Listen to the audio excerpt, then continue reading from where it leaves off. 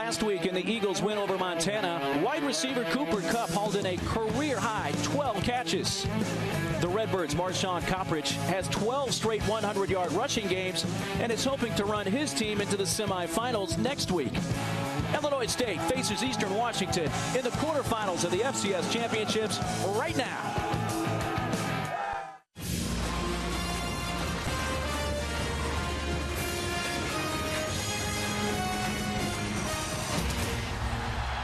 Welcome to the NCAA FCS Championship Quarterfinal presented by Northwestern Mutual. From a somewhat foggy Roos Field at Cheney, Washington, it's a matchup of the Illinois State Redbirds out of the Missouri Valley Conference and the Big Sky's Eastern Washington Eagles. So happy you could join us from Cheney, Washington, along with former NFL quarterback Jay Walker. I'm Mark Neely. Jay, the winner of this game is going to have to face the #1 seed New Hampshire next week. And oh yeah, that North Dakota State team still hanging around looking to make it 4 in a row. Well, to be the man, you have to beat the man, and the Bison are telling everybody, we've won 3 championships, we won a 4th one. Hard-fought victory versus Coastal Carolina. #1 seed New Hampshire with wide receiver phenom R.J. Harris. It's going to be very tough to go there and beat them on the road, but we're going to have the final spot punched here today as these 2 football teams go at it in what should be a fantastic football game. Well, if to be the man, you got to beat the man. For Illinois State, they have to beat Eastern Washington. They lost here on this field in the quarterfinals 2 years ago, 51-35. But what a fantastic opportunity to show where your program is compared to 2 years ago. 2 years ago, they might have come here and got starstruck, or maybe the color of the red turf called the Inferno might have gotten to them, but they're here to prove that their dream season is not going to come to an end here in Cheney, Washington. They've got a good opportunity. Well, somebody who's still around for Eastern Washington, their quarterback, Vernon Adams, once again a Peyton Award finalist. Vernon Adams Jr., the most prolific offensive weapon in all of FCS football. The only loss they had to an FCS team this year came when he was not starting. When he's in the lineup, this offense is dynamic. The vertical passing game on full display, his ability to extend plays makes this offense almost impossible to stop. They're the #1 scoring offense in all of FCS football. And for Illinois State, IU transfer Trey Roberson has been a huge lift for them this season. And Trey Roberson has gone under the radar a little bit because of the phenomenal season that running back Coppridge is having. But Trey Roberson's playing football at a very high level. He's starting to fully command this offense. And when you talk to the coaches, they tell you this offense can go as far as Trey Roberson can take us. Well, the head coach for Eastern Washington, Bo Baldwin, in his 7th season. Of course, he was the FCS Coach of the Year when they won the national championship back in 2010. And Brock Spack is the Missouri Valley Conference Coach of the Year this year. That breaks the string. Craig Bohl of North Dakota State, who of course left to go to Wyoming, had won the last 3 Conference Coaches of the Year. And Brock Spack, who played his college ball at Purdue, brings a very kind of Big Ten-ish mentality to his team, Jay. Yeah, Coach Spack has done a good job of really knocking on the door of being the premier program in the MVFC football conference. Fantastic. They've been playing second fiddle to North Dakota State for so many years. Now he thinks he has a team that can compete with the Bison on a yearly basis. And he said basically every conference game was like a playoff game in the Missouri Valley Conference this year. With all the playoff teams, they had 5. Now, there has been fog off and on. I'll be happy if it actually gets to partly cloudy at sometime during the day, because the fog kind of lifts for a while, then it comes back. 40 degrees, which actually is fairly warm for this time of year in this part of the country. Let's take a look at our plan for success, brought to you by Northwestern Mutual. I think the game plan, if you're Illinois State, on offense, you must avoid the turnovers. Eastern Washington is one of the top 15 teams in turnover margin in the country. Maintain ball control. By doing that, you keep Vernon Adams on the sidelines. Defensively, you must contain the number of big plays Vernon Adams is able to accomplish. He's going to get his numbers, but try and limit the number of big plays he can get. Eastern Washington, they must protect Vernon Adams. They're going against one of the best front 4 defensive line they've seen all season long. And their defense, if there's a weakness on this Eagle squad, it's the defensive secondary. They've given up, on average, 271 yards per game. They can be exposed for big plays in the secondary.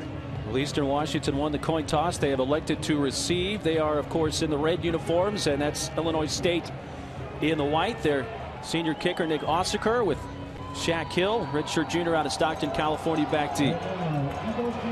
3rd ever meeting, of course, as we mentioned at the top. They met here 2 years ago in the quarterfinals, a game that was won by Eastern Washington. Great to have you with us for this FCS quarterfinal matchup from Cheney, Washington. And we are underway. They look to keep it out of the hands of Hill, and it's a short kick taken at the 22-yard line. And still on his feet up to the 35, and a nice move to the 40. On a return by one of the upmen, Zamora. Great recognition on special teams, giving the Eagles great field position to start this contest. And the quarterback, Vernon Adams Jr. Quite simply, he gets it done. Look at the career numbers, almost 11,000 yards of total offense already in his junior season. He's going to rewrite many record books, and dare I say, will challenge the offensive records of one Steve Air McNair on the FCS level. Forte is the back, play fake. Here's Adams looking to throw on first down. Steps up, bumped into his own lineman, and then is brought down at the 39, and he will lose a yard. Tackled there by Teddy Corwin. Let's take a look at our impact players, Jay. You take a look at Eastern Washington. We know Vernon Adams is going to be a fantastic football player. He's going to get things going, but you must have help from the supporting cast.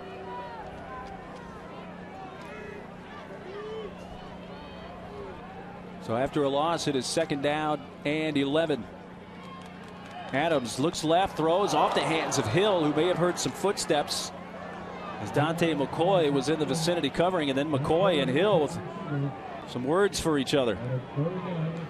Take a look at Cooper Kupp, the wide receiver, All-American wide receiver. He's the go-to guy for Vernon Adams. He has 14 touchdowns on the season, which is a lot. And Mike Banks, the cornerback for Illinois State, they like to line him up man-to-man. He's been a 4-year starter for the Redbirds, and they think, although he's small in size, he makes up for it with his instinct on the football field. Yeah, they love him as their best cover cornerback. On 3rd down and long, Adams stumbling, rolls out, throws deep, looking for Kupp, waits for it, and a flag.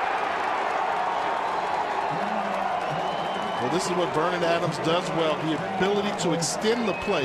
We talk about being a dual threat quarterback. He doesn't look to run. He looks to find escape hatches so he can extend the play. Pass interference.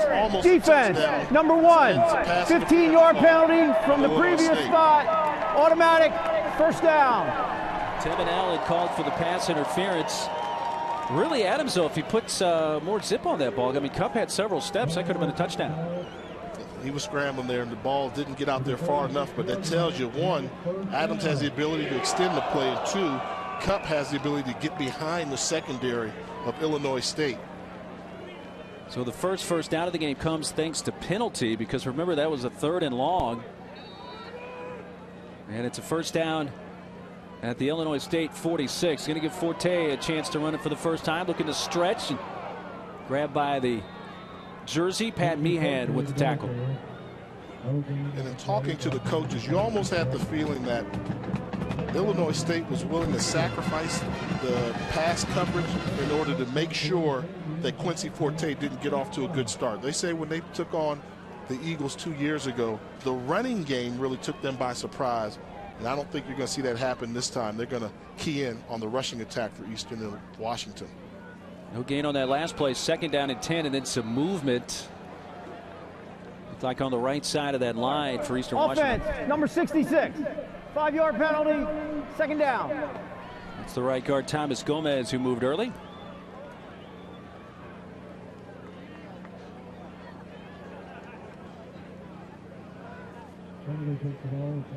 So Henry Wimberg, our referee. This is a Colonial Athletic Association officiating crew here today in Big Sky Country.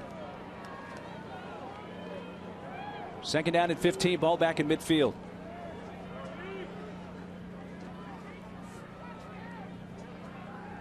Adams throws a strike. Kupp up to the 46-yard line. What was the original line of scrimmage prior to the false start penalty, and a gain of about 5. And the catch for Kupp. His team leading 95th catch of the year. Remember last year he set the FCS freshman record for receptions, Jay, with 93. And well, he's better than that in his sophomore year. What happened to the sophomore slump that we always hear about? Not Cooper Kupp. Continues to get better, and surprisingly, for a receiver his size, very quick in and out of his breaks. 6'2", 185 pounds. They're going to convert it 3rd down and 9, and dumped off, and oh, was that intercepted? No, incomplete. Brashane Glass nearly picked that off after it went off the fingertips of the intended receiver, and it's 4th down. trying to disrupt the timing of the passing game. And you see Adams has to get rid of this football a little bit quicker than he's used to, and that close to being an interception. Off the fingers of Cup, nearly picked off, and Eastern Washington to punt here on their first possession. Jake Miller. And back deep, Lachine Neblett standing at his own 10, the left-footed punter. Miller gets it away, and the fair catch called for. He'll let it bounce over his head, and they will not be able to down it. It's into the end zone for a touchback. Eastern Washington had a golden opportunity there to pin Illinois State in deep. 45-yard punt.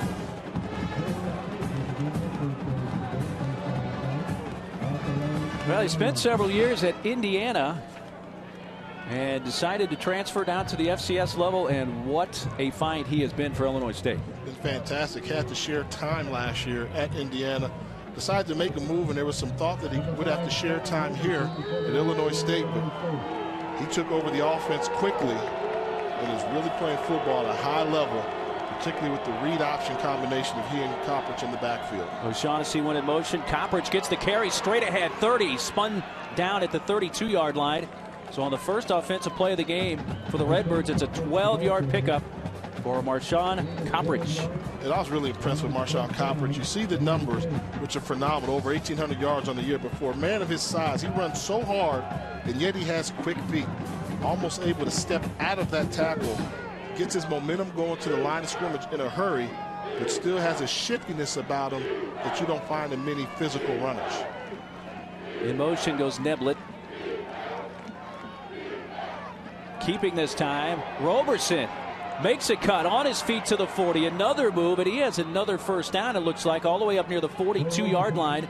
A 10-yard run for Roberson, and already we see the combination of Coppridge and Roberson. They get used to it. You're going to see this over and over again. You've got an 1,800-yard runner in Coppridge, and then you bring in Roberson, who already has 700 yards rushing on the season, to go along with 8 touchdowns. They're the number 1 and 2 rushers on this team, and number 3 is somewhere in the far distance. When the ball's on the ground, one of these two will have it, and they're very, very difficult to tackle in open space. First down, Illinois State on their first possession from their own 42. And Robertson pulls it down. He runs again straight ahead. Tumbles down at the 48-yard line. Gains about 6, tackled by Samson Ebukam. You just have the feeling that these quarterbacks are going to elevate their play. I mean, as a former quarterback, I know when you have somebody on the other sideline that maybe gets a little bit more notoriety than you have, more publicity or press, that makes you raise your game. And you can tell Trey Roberson's running with an extra pep in his step. And he and Vernon Adams, they're going to have a nice, good old-fashioned shootout here on the Inferno. Roberson goes under center on second down and 4. Hands off. Coppridge fights his way forward. He's close to the first down near the 48-yard line of Eastern Washington. Let's take a look at our impact players when the Redbirds have the football. You see what Coppridge can do. You see those yards, but he also has 22 rushing touchdowns on the season, 6.1 average per carry. And Tevin McDonald, the free safety, son of former NFL player Tim McDonald. He's the third lead tackle on the squad. He's an NFL talent. He has to be very active in his run support today. And they marked him a little short of the first down, so it's 3rd and less than a yard, and the handoff goes to Coppridge, and he has it easily up near the 45. First down, Redbirds. This is the type of drive that Illinois State had to have. Establish control of the line of scrimmage. Coming out of the Missouri Valley Football Conference, they're known for being physical, for having the ability to run the ball, and they have not disappointed thus far. The offensive line up front doing a fantastic job getting it done. First 5 plays have all been running plays for Illinois State. Let's see if they decide to throw on first down. They do so. Robertson hits his man at the 40-yard line, and then immediately slipping and falling is Neblett. He gains close to 6. Sheen Neblett, who's a senior out of Madison, Wisconsin. Second team all Missouri Valley Conference this year. Also a contributor on special teams for the Redbirds. We had a game here 2 years ago at Eastern Washington. 6 catches, 101 yards, and a TD. So he's one of the veterans that have returned Try to erase that bad memory from the quarterfinal loss here 2 years ago. Roberson, time to throw across the middle, and that could have been picked off. Incomplete at the 35. A flag is down. That was Ronnie Hamlin. Had a chance to pick it off. Always easy to pick out Ronnie Hamlin on the field with that hair. So Roberson gets rid of the football. Great job undercutting the route. Roughing the passer. Defense number 67. Hit the quarterback below the knee. 15-yard penalty. Automatic first down. Well, a costly mistake by the true freshman nose tackle Dylan Donahue, number 67. You see, they made it clear with the call. Hit the quarterback below the knee. Close, questionable, might have started on the thigh, but the rule of college football and pro football for that matter is safety on the quarterback position. Call that the Tom Brady rule, right? From a few years ago, isn't that how that really started? I think it's a good rule. I mean, you have a quarterback in a vulnerable position trying to throw the football. Well, a first down for Illinois State on the 25-yard line of the Eagles. Robertson to the sideline, and a catch is made by Cameron Meredith, the wide receiver. Meredith's an impressive target, 6'3", 200-pound senior with his team leading 52nd catch of the year. Big target. Nice average yards per reception. And it just works. When you look at this offense, and when we talk about Eastern Washington's offense, this is an offense for Illinois State that averages almost 39 points per game. They run the ball very well, but they throw for almost 224 yards a game. Well, no John Robertson, a quarterback for Villanova. They're down 3 in the fourth quarter to Sam Houston State. This is Coppridge inside the 15. The Sam Houston State versus Villanova game, Casey Keeler, longtime coach at Delaware. Now he's at Sam Houston State taking on an old CAA foe. So maybe the Bobcats have a little advantage going on the road, taking on Villanova. And as you mentioned, Villanova without the services of Robertson due to a concussion. Things aren't looking so good right now for the Wildcats. First down, Illinois State from the 13, handoff, and that time Coppridge tackled for a loss. Micaiah Zamora and Ronnie Hamlin, number 39 there. Hamlin will be all over the football field. But you get the feeling that whenever they decide to do a long backfield action like that last play there, the speed of the Eastern Washington defense will take over. I think the success running the football for Illinois State's going to be running the power game with that zone read, make one cut and go. 10th play of this initial drive for the Redbirds. Keeping Roberson looking towards the end zone, throwing high, incomplete. His receiver was double covered there, Cam Meredith, with Rashad Wadu, one of those there on the coverage for the Eagles. Fake the zone read, they're not full. Good job of dropping into coverage, and you see, you have to find a different place to go to football. That's McDonald and Wadu with great coverage on the receiver. Third down at 11. They converted a third and short earlier on the drive, but this is their first third and long from the 14-yard line.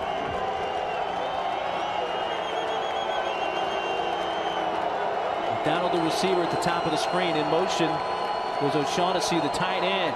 Going towards O'Shaughnessy, and that's incomplete. That ball sailed on Roberson and had Raines, the safety, but looking at the ball instead of the intended receiver. He might have picked that one off. And this was a drift. They thought that O'Shaughnessy was uncovered like a blown coverage. So O'Shaughnessy does the right thing. Stop. Get me the ball so then I can run upfield. But you see Roberson leads him upfield towards the safety.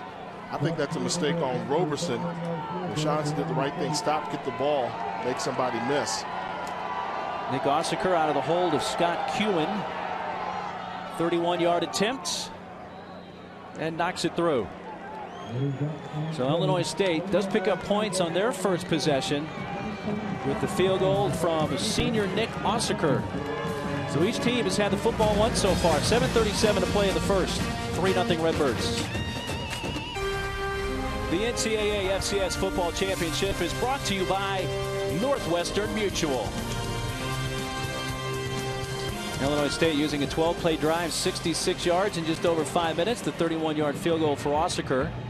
And for Illinois State, playing in their 13th game of the season, Jay, that's the 9th time this year of the 13 games they've scored on their first series.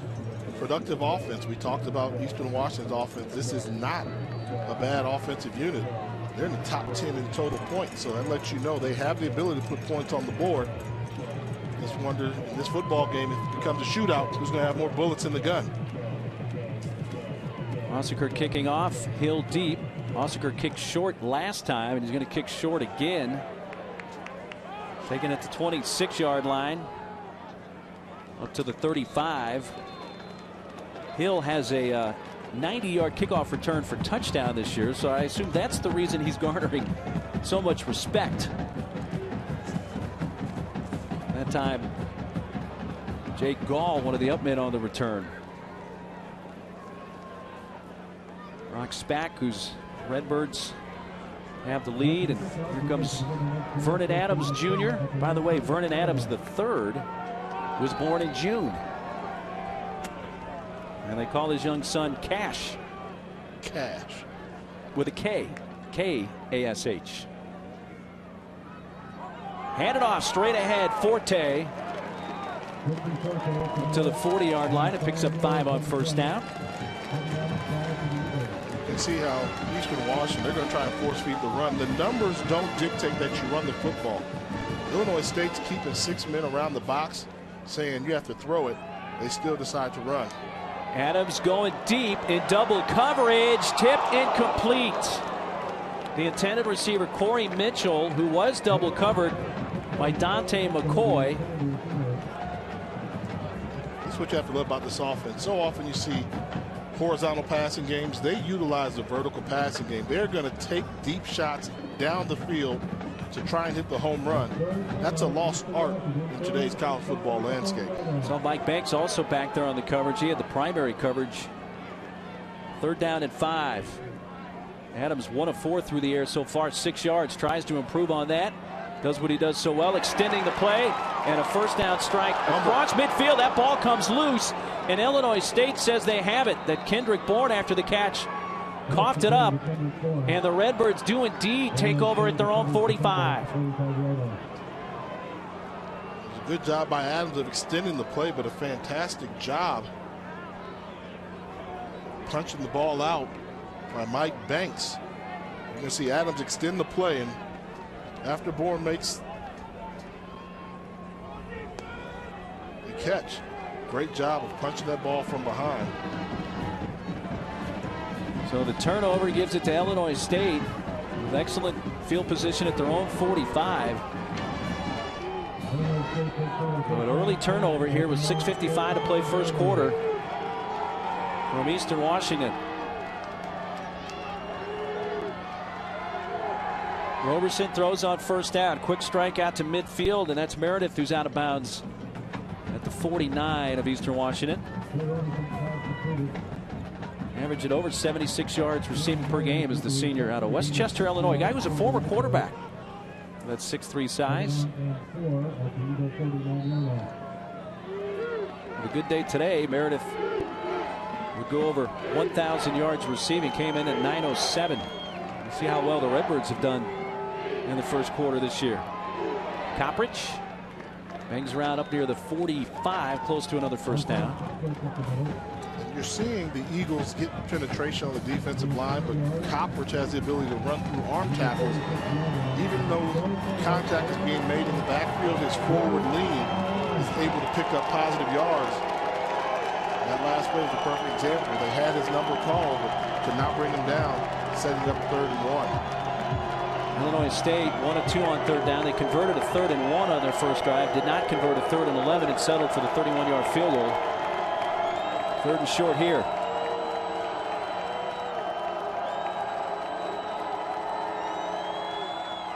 Coppridge. First down, a lot more, and may go. And there is the touchdown saving tackle by Todd Raines at the 20.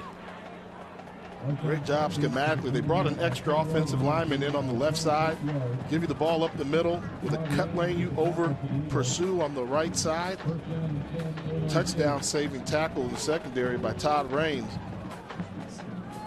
But I told you, Coppridge has the ability to run hard and enough wiggle to make you miss. That's a pretty dangerous combination to have in the backfield with those type of talents. Got to have some wiggle. He needed one for a first down. He got 26. He has 7 carries, 49 yards already. Play fake. Roberson throws at the 5 and incomplete for John Mark Anderson. No, they're saying he got that at the 5. Completed pass. Say he is out at the 7. It'll be first and goal. Kind of hard to see through the fog at times. Definitely getting foggy. You see the throw. Leads him a little bit, but great job making the catch. His knee is down. That's a catch. Roberson, not an easy throw. Rolling out to his left, having to throw across his body. Now don't adjust your TV, folks. And I know in this day and age we don't do that much anyway, or your computer if you're watching on that, but it is fog here. They're going to take a look at this with the replay official, but what we just saw, this is going to be a catch and a first and goal. It will. Is it, you say don't adjust your eyes for the turf or for the fall? Well, either one. It's quite a combination. Take another look at. He's got the ball. He's holding on to it. He completed the catch. Yeah, no movement on the ball. Gives it to the official right away. That's everything you have to call that a catch. And the rule is if you leave your feet, you must maintain possession of the ball and have the ability to give it to the official as soon as you get up. I think it was all right there. So this call should at least stand, if not be confirmed by the booth. And regardless of how this drive ends, Jay, yeah, they say it is confirmed. To this point, right now, Brock-Spack's Redbirds have made the early statement in this game with their offense. They wanted a piece of Eastern Washington. You could tell just in talking to them. And they thought their defense would do a good job, and offensively, the offensive line is really controlling the line of scrimmage, having their way with the front 4 of Eastern Washington. That could be a problem throughout this contest. First and goal, Redbirds at the 7. Coppridge stretching it out, running right, using that speed, gets to the edge and skips near the pylon. Is he in? That's yes, touchdown. And you know what I like about that run? That was a very tough run he had. He made it look easy. He threw 3 or 4 shakes in there for the threat of turning upfield. Take a look. Watch him give a wiggle here, get outside, give another wiggle here, get outside, find the pylon. Great runners know how to get to the end zone. And Marshawn Coppridge is showing he's a great runner. His 23rd rushing touchdown of the season for the Missouri Valley Conference Offensive Player of the Year. Nick Ossaker's point after makes this a 10-0 game with just under 5 minutes to play in the first quarter. Well, right now, the home crowd, the home team, perhaps a little stunned. Coppridge with a TD run. 10-zip Redbirds. 10-0 Illinois State. 4:57 to play first quarter. As head coach Brock-Spack's team out to the lead in this football game, this quarterfinal. With this run for Coppridge, he breaks the Illinois State single season record for all-purpose yards, passing Pierre Rimbert, who had the record of 1,909 yards back in 06. And Coppridge has passed that and also moved to 3rd on the all-time career rushing list for the Redbirds. And just a 5-play drive. The dream season for Illinois State continues. They've set a record for most victories in the season already.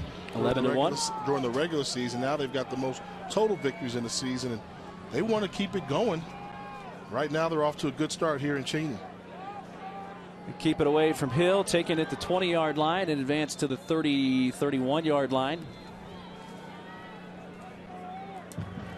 That time, Avili, the Elkmen, with the return. Whoa.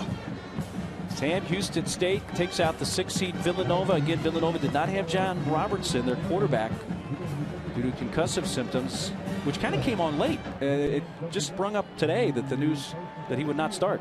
Yeah, he had the symptoms, and you have to do the right thing. It's all about health. But give credit to the Bobcats going on the road, knocking off Nova, a team that has FCS experience. Well, you don't say the team named Sam Houston State very loudly here in Cheney, Washington, either, do you? No, that's off the hands of Cup. They knocked off these Eagles, was it not last season, but the season before last. Like that was right after they beat Illinois State here. Then they lost to Sam Houston State. Vernon Adams says he's just happy, missing 4 games this season, to still be in this Peyton Award finalist list. I mean, I think if he stays healthy, I think the consensus is he walks away with the Peyton Award. He's even having some Heisman Trophy consideration with this performance he had versus the FBS opponents. But I still think his numbers are high enough up there. I think it's his award still. On the delay, Forte. See with the spot, he may have the first down up at the 41-yard line before he's tackled by Teddy Corwin.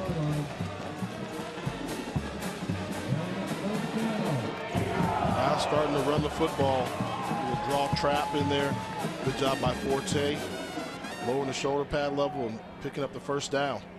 Now, I assure you, once you see that, now you're going to start seeing Illinois State go back to their base defense. 4-3, keep 7 men around the line of scrimmage. Really challenging Eastern Washington to throw the football. Adams looks to take him up on that challenge and throws high over the head of Kendrick Bourne. Mentioned he missed 4 games. Adams broke his foot in the Idaho State game on October 4th. He missed 4 games: Southern Utah, Northern Colorado, the loss at Northern Arizona, and the North Dakota game. And so far today, just 2 of 7 through the air. Frame that shot. That 2 for 7. Not going to last very long. Oh, I promise you it won't. You know, they're coming out a little bit rusty, but this offense, a little bit off rhythm right now, but it doesn't take much for them to jumpstart and score points in bunches. Hill in motion on 2nd down and 10. And a timeout called by Eastern Washington. I think your point that they're just not in sync right now offensively. And I think you have to give credit to Illinois State. They've been able to disrupt them right now, and right now the Eagles of Eastern Washington take a timeout to find their comfort level. NCAA FCS Championship Quarterfinal presented by Northwestern Mutual. 4:15 left first quarter. The reason Eastern Washington is here, they were able to hold off Montana a week ago, but the Big Sky Offensive Player of the Year got to go up against the Big Sky Defensive Player of the Year. And at the end, the Eagles able to win a rematch, which is never easy to do, particularly in postseason. Hard-fought contest, and Montana, good football team, couldn't get the job done here in Cheney. Forte running right, turns it back upfield and gets near midfield, about 2 or 3 yards from the first down. It's going to bring up a 3rd and short. Dante McCoy, senior, with the tackle. One of their vocal leaders, McCoy, on the Redbird defense. And we're starting to see the Eagles' rushing attack find creases in the defensive line of Illinois State. The strength of this defense for Illinois State is their front 4.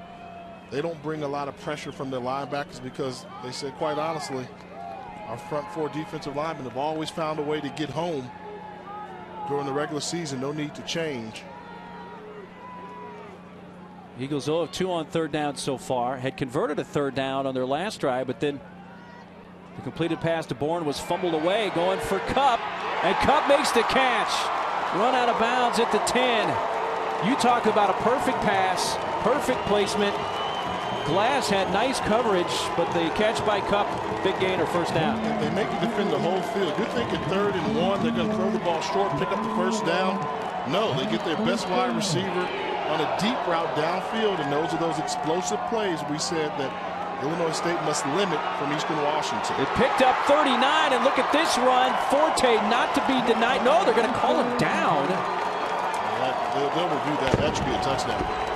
The field judge is saying he was down, or the side judge is, but I'm with you. First sight, I thought he was in. Finding the creases. They've been able to find creases, and he's just going to keep his legs churning. That knee is down in the end zone. They're going to take a look at this one, and this should be a touchdown. Forte's down on the field pointing. Look up top. A great view there. You could see his knee came down on the white line. Prior to scoring is under further review. So it'll go upstairs to the replay official. Was there enough, though, what you saw? Because there's a lot of bodies in the way there, Jay. Was there enough to be 100% sure that he was in? I think so. And if you see one look, the only thing you may see is, was he down like a yard out? But I think if you go by where that knee went down, if you're saying the knee is down right there, maybe that would be about a yard out, but I don't think so. His momentum lands him in the end zone. McCoy tried to strip it out, spun him around. It's right there. I think, no, that knee doesn't touch the ground. That's a touchdown. That should be a touchdown. See, I was wondering right there, but it doesn't. When you see the other angle, you can tell that knee is not down. He extends it, puts it on the goal line. Which you can do, Jay. We've seen officials use a combination of looks. If you don't get the perfect look with one, you can anticipate what you see from one angle and put it on to another. Does that make sense? Yeah. I think that's what they should do in this case for the After touchdown. review, the runner's knee did not touch the ground. Touchdown, Eastern Washington. Like I always say, as long as they get it right. The system works. It can take as long as you need.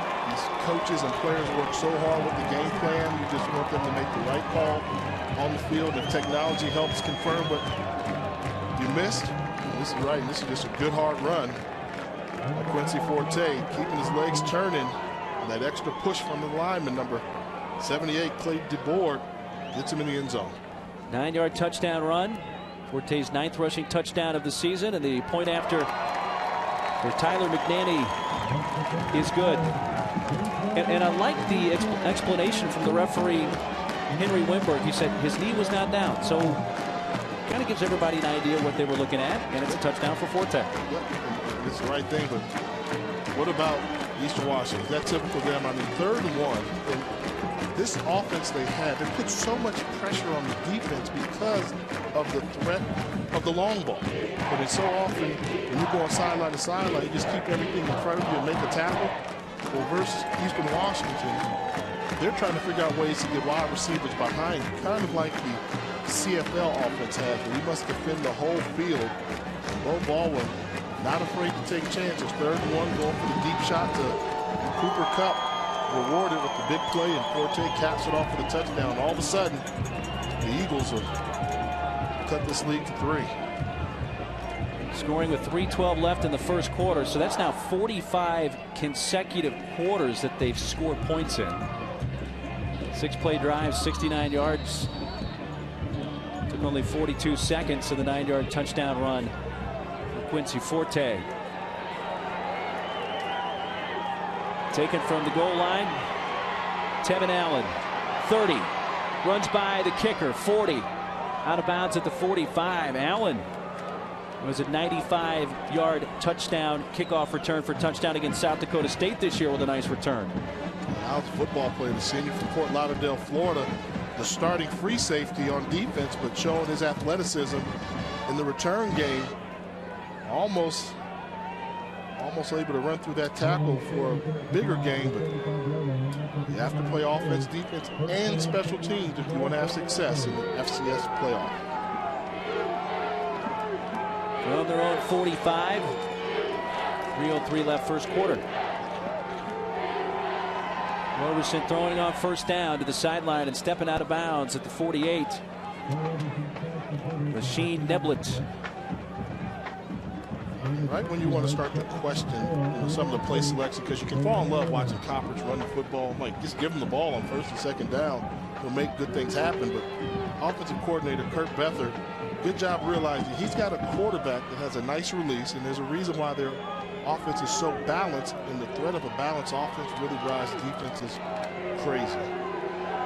If that last name Beathard sounds familiar, yes, he is the son of NFL legendary GM Bobby Beathard, now retired. Roberson to the 46, stopped by Zach Johnson. And that's why having an athletic quarterback is so important in today's college football. This play should be stopped for a loss. Mix up here, they've got 2 bodies there, able to pull it out of the stomach and pick up positive yards. It's a great job by Trey Roberson, and the athleticism on display on a play that won't do much in the statistical column, but it really does help your offense. 2 of 3 on 3rd down today are the Redbirds. 3rd and short, 3rd and 2 from under center. Option keeps it, 1st down. It's a hard play to defend right there on the edge, and when you got Coppridge there. Pick your poison. Yes. Yeah, I mean, do you want Coppridge to break one for you? Or do you want to allow Roberson to pick up 3 or 4 yards needed for a 1st down? I mean, they really are a dynamic 1-2 punch in the backfield for Illinois State. 1st down Redbirds at the 43 of the Eagles. 10-7. Illinois State leading late in this first quarter. In motion, Scott Kewen. And a handoff. Coppridge that time stopped for no gain. Ronnie Hamlin. And number 47, Cody McCarthy on the tackle. McCarthy, a senior, 4-year player here for the Eagles. Big Sky honorable mention last year and this year. One of their leading tacklers coming in.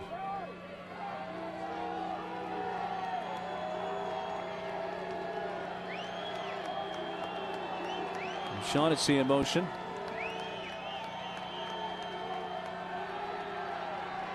Roberson dumps it underneath. Coppridge upended. He falls forward near the 36-yard line. That's going to bring up a third and about 3. Micaiah Zamora, number 49, with the tackle. That was a big tackle because Coppridge had built up speed and momentum. Zamora had to lay out on that tackle, tripped him up just enough to slow down Coppridge, stop him from picking up more yards. Zamora paid the price. He limps off the field. 3rd down and 3.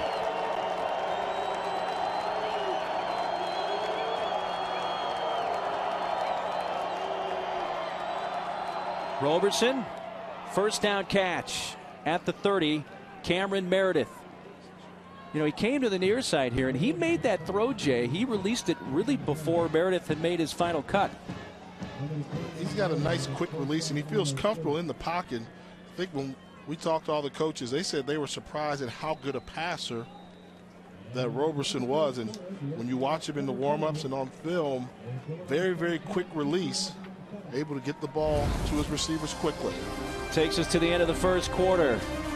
Field goal and a touchdown. Gave it a early 10-0 lead to the Redbirds, but Forte's 9-yard run has made it a 3-point game at the end of 1.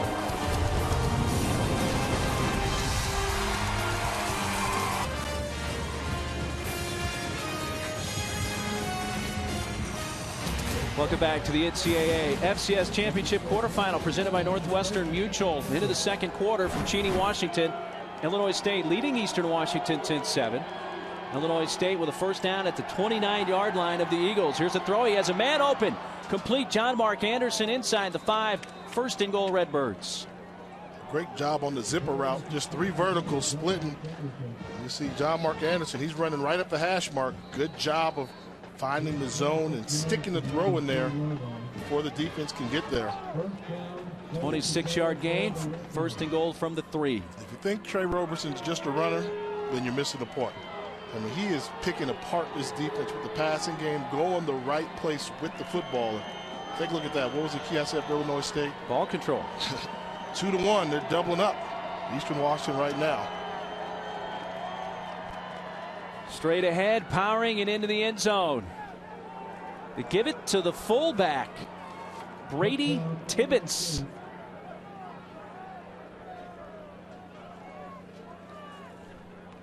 Good job just pounding the ball in here. We're going to go with the little quick flip option.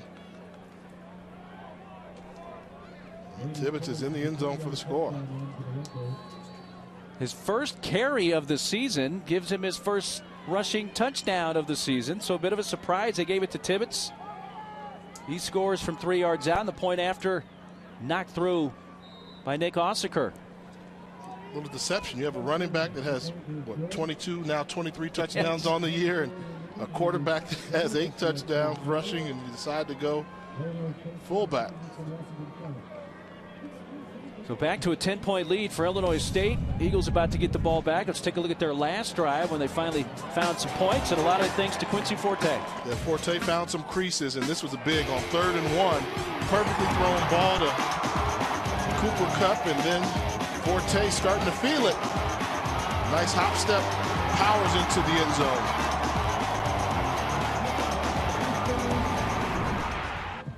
Last drive for the Redbirds, 8 plays, 55 yards in a little under 4 minutes. First touchdown of the season for the fullback, sophomore Brady Tibbetts out of Mineral Point. Look at the roster for Illinois State. And no question, Jay, Brock's back.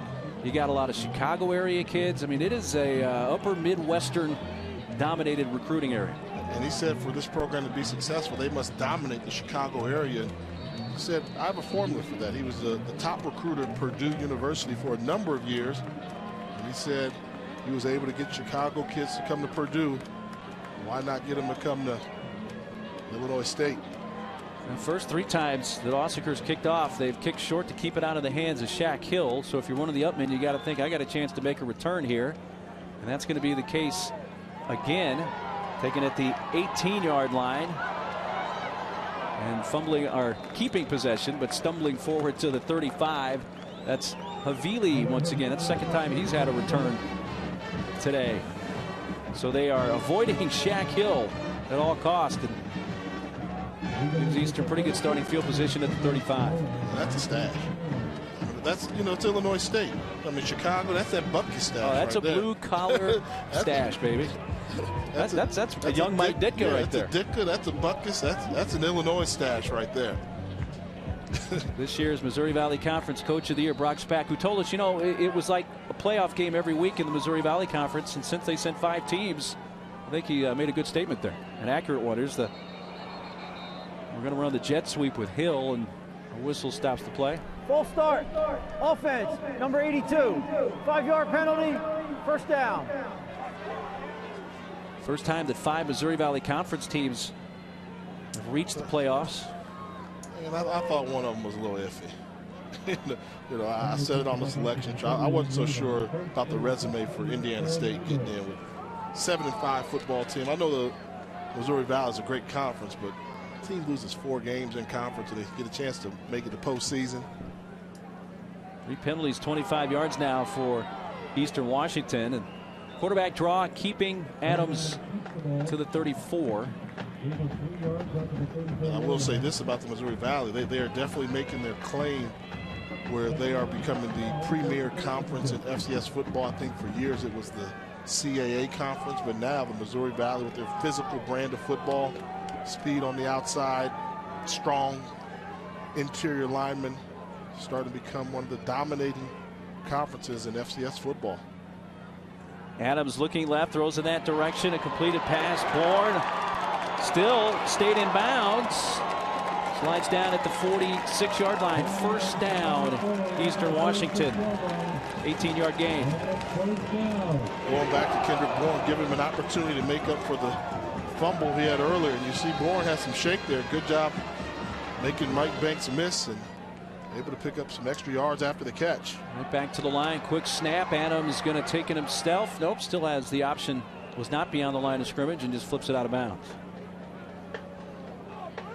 And that's where the quarterback leadership for Vernon Adams shows up. They wanted to take a deep shot downfield. Great job by the secondary of Illinois State. No one was open. Don't take an unnecessary hit. Don't force the ball downfield. Get rid of it, live to fight another day, bring it up 2nd and 10. Winner of this game plays number 1 seed New Hampshire. North Dakota State. The winner today, they will face Sam Houston State. Of course, North Dakota State out of the Missouri Valley Football Conference. Quick pass, strike to Mitchell, Corey Mitchell. Out of bounds at about the 42. A weird quirk of the Valley's schedule, though, this year, Jay. North Dakota State and Illinois State did not play each other. They did not, and that's one of those things where we talked to coach and said, well, wouldn't it be something if you all finally played each other in Frisco, Texas, to really battle it out? They shared the conference championship this year. But you have to call that a small victory for Illinois State because of the dominance that North Dakota State's had in that conference. You take a championship any way you can get it. 3rd down at 5. Adams, first down strike. Across the chains at the 34-yard line, finding Corey Mitchell, who turned 27 years old yesterday. He's the older brother of Bo Levi Mitchell. The older brother? Yes. How old did he turn? 27 yesterday. Here's a run. Jabari Wilson in the game. First carry for Jabari. He had a big game at Portland State. The coaches really took note of. Redshirt sophomore out of Carson, California, Jabari Wilson. Eastern Washington running up-tempo offense right now. They feel they have Illinois State on the ropes. And right back to Wilson. First down at the 21 before he's tripped up by Teddy Corwin. See Vernon Adams there. Keep it going, keep it going. think they have the tired defensive line. They're trying to wear them out. Wilson, that time wrapped up for only about a yard. See, now this is where I say you have to get up and do the hurry up offense again. Just because they stop you one play, you don't slow it down. They made a tackle, they used extra energy. Don't let them take their time getting up, because if you look at the defensive line for Illinois State, they have all their hands on their hip. They're tired. I would keep the up tempo so it works more. Instead, take your foot off the gas pedal. You give them 15 seconds worth of rest. You get Forte back into the game at running back.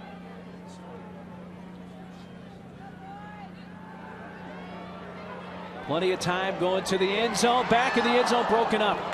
Going for Cup. Tevin Allen got there. A little help late also from McCoy.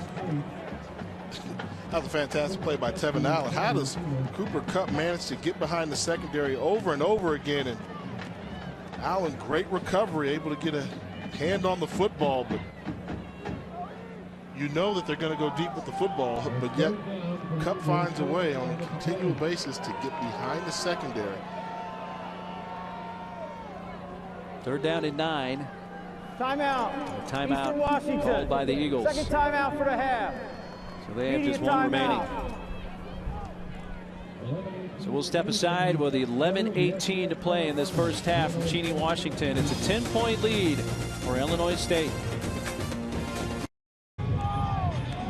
17-7, Illinois State on top of Eastern Washington with 11:18 to play first half. 10th play of this drive coming up here for Eastern Washington. A drive began at their own 35. They face a 3rd and 9 in the 20 of Illinois State. Adams pressured, steps up, throws towards the end zone, broken up, almost intercepted by Pat Mee, in the middle linebacker. And Vern Adams is not particularly sharp today. This is the missed throw. Does a great job extending the play. But Wimberly is open. If he leads him out front, that's possibly a touchdown. Instead, allows Meehan to come back into the play and deflect the pass. So a field goal attempt. Tyler McNanny is long this year, is 43 yards. This is a 37-yard attempt off the left hash and out of the hold of Connor Richardson. Good snap, ball down, kick is away, and it's plenty good. Eastern Washington has not missed a field goal attempt all season. As a team, they're now 12 for 12. So when Bo Baldwin decides to kick a field goal, it has been 100% successful, and that makes it a 7-point game. Well, it looks like the fog is lifted here in Cheney, Washington. I don't know if the fog is completely lifted, though, from the Eagles' offense yet, though, Jay. Though they are able to cut this to a 7-point game, they just have really not seemed to find their rhythm. Yeah, they've got 10 points, but they've missed some opportunities for touchdowns, keeping drives alive. They need to settle down, but give credit to Illinois State. Their defense has really stepped up and tried to disrupt the Eagle offensive attack. Tevin Allen brought down at the 35-yard line. Well, the winner of this game will be facing the #1 seed New Hampshire either on the 19th or 20th next week. And North Dakota State, the 3-time defending champ, has Sam Houston State coming to the Dome. And I think for Eastern Washington, I've always thought that playing on the Inferno, one of the best home field advantages in postseason play. Going to New Hampshire will not be easy. I mean, can't think of a further geographical trip they would have to take. And going to New Hampshire, you know there will be some snow somewhere in that forecast. You and I were here last year for the semifinal matchup when Towson came back late and beat the Eagles to end Eastern Washington's season. Here's a handoff, and there goes Coprich before he's tackled just shy of midfield by Tevin McDonald. Man, he gets going in a hurry. The ability to find the hole, great vision, one cut. See that cut, and then he's running north-south and almost able to run through the tackle. Tevin McDonald. But give credit to the offensive line for Illinois State.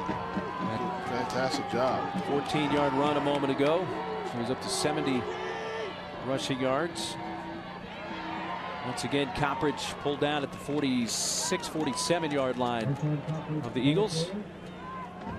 He has 3 carries, though, today of 12 or more yards. He's a special running back. Junior from Victorville, California. getting an opportunity to play on the West Coast somewhat, making the most of it. Tough to bring down, and really runs hard. And credit his work in the weight room during this offseason. Added about 10 pounds, gave him the ability to run through arm tackles. Motion Meredith here to the near side. Robertson kept it. And he's tackled at the 44-yard line. But Coppridge paid a price. He got hit hard. The crowd reacted to that. I'm not sure if the crowd thought that Coppridge actually had the ball and was tackled, or they just enjoyed the hit. Well, they used to decide to attack the ball carrier. If that's your assignment, that's who you hit. Good job of just coming off the edge. They thought a run blitz. If it was the outside linebacker and they're on a hit.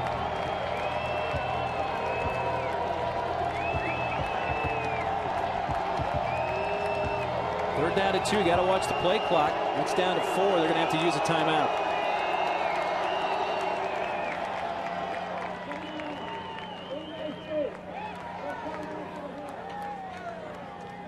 Illinois State last week, a win over their Missouri Valley Conference brethren. Northern Iowa beat them 41-21. That was a rematch. That was a tough matchup.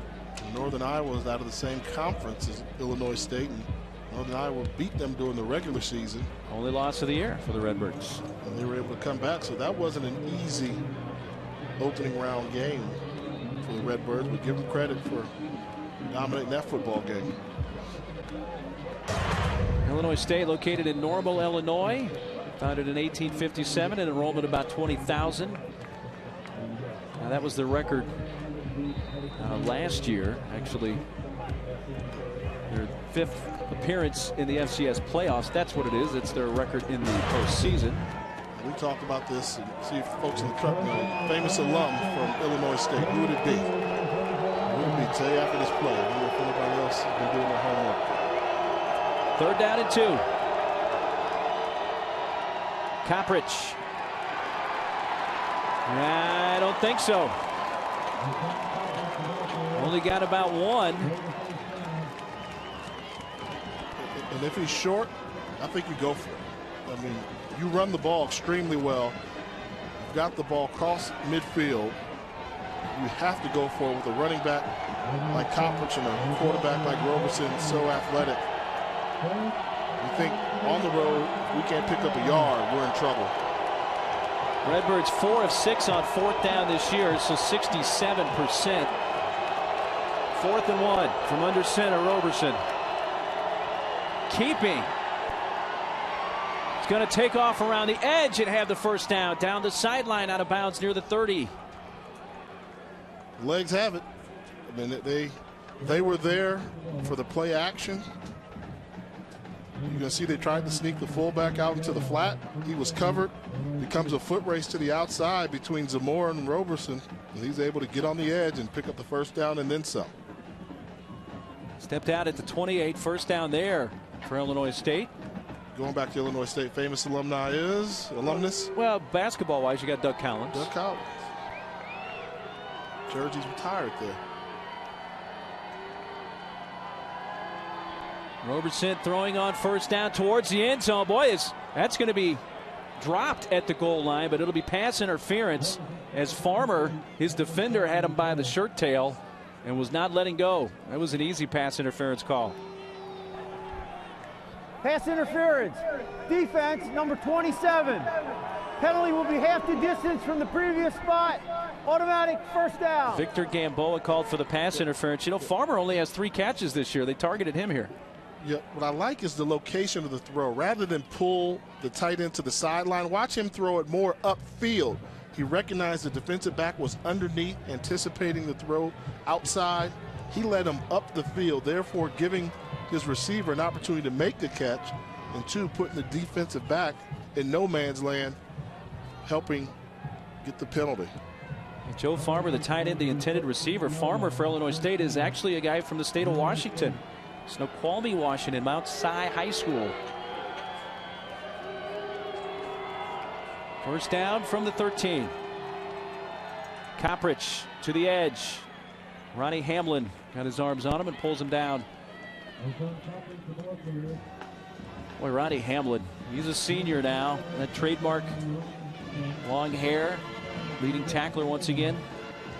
Had a punt block last week early in the game against Montana to help set the tone of that one. People familiar with Big Sky football will wonder who has longer hair, Hamlin or Zach Wagenman from Montana. Wagenman's got some hair, and that's not a good sign for Illinois State. Coppridge to the sideline will be looked at. Keeping. Roberson. Did you see the difference there? Right away. I mean, Coppridge leaves the game. You're used to getting the running back at a certain speed on that read option. In this play here, the timing was never quite right. They go to the backup, Lewis, and the timing wasn't there, disrupting the whole play. Get it to left ankle, left foot. Maybe they're just taping that part up, or can you get a look? 3rd down and 4. So they can get a first down without scoring. And back is Towns, by the way, Jamal Towns. Throw it, let Roberson create. Looking toward Meredith, goes to his side. Wow. Are you kidding Touchdown. me? Boy, he made it look so easy. Cameron Meredith with his 9th touchdown grab of the season. This looks like Chris Carter, one of my old teammates. Is this a one-handed grab with the defensive back draped over him? Watch him reach out with the left hand. Wow. Secure the ball. Those are hands. I mean, look at this. Never touches it with his right hand. Makes the catch. Got both feet in. That's a big-time catch. Cameron Meredith. And Illinois State, without Coppridge at the end of that drive, find the end zone. And the point after makes it a 24-10 game. Well, maybe a Sports Center top 10 highlight with this catch by Cameron Meredith. 6.5 minutes still to play first half. It's a 2-touchdown lead for the Redbirds.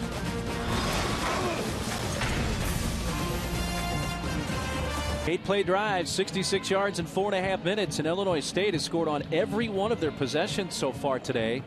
You lead it by 14. Let's take a look at the 7-yard touchdown catch for Cameron Meredith, and a Sports Center top 10 nominee. Boy, that's as good a candidate as you'll see. You see how the right arm just stays completely still. He was using that to shield the defender off. And this is just all great hands and concentration. A la Chris Carter. And then he does a nice little flip of the ball, saying, yeah, had it all the way. That's why he gets style points, because he made it look so easy, like, oh, no big deal. That was a sweet catch. Well, the Eagles defense came in averaging 29 points allowed per game. They've given up 24 already, and on the 4 possessions for the Redbirds, 3 TDs and 1 field goal. So they haven't been stopped yet.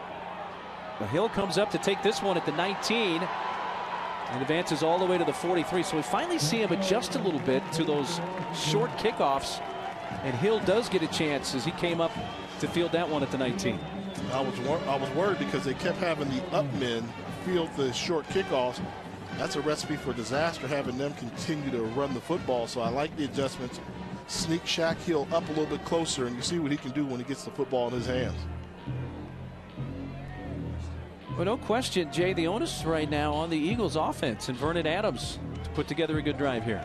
And that's a smart game plan. If you're Illinois State, they've got an offense that's dreaded. Put a little pressure on their offense and make them score, and make them have to score playing from behind.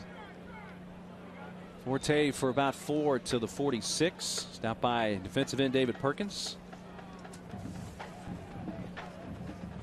Well, Montana last week really got in the face, or at least tried to, of Vernon Adams. I mean, Montana's got Zach Wagner, who got a chance of winning the Buchanan Award, which is the outstanding defensive player. Able to force him out of the pocket, but Adams, he has the ability to extend plays, but you don't want to do that on a continual basis. And their front 4 from Montana able to get him out of the pocket. Here comes the blitz, the pressure, but he finds Shaq Hill. Close to a first down up to the 48. Tackled again by Perkins. But the pressure was on. They came right up the middle at Adams. And that will have Illinois State stop blitzing. Because if you're going to blitz and they call a screen pass, they almost gashed him for a big play. That'll earn your respect. So I wouldn't look for Illinois State to go back to that blitz too often. 3rd and 1 from the eye. Play fake, and Adams. Incomplete and a late flag.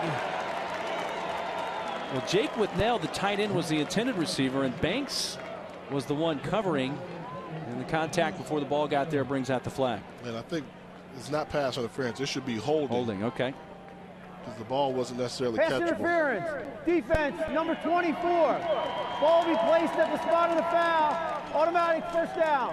Adams is almost just throwing it up there high. There's contact. The ball's downfield a ways. I think it's more of a defensive holding than it is a pass interference. But either way, it's going to be a first down for Eastern Washington. On the 35 of Illinois State.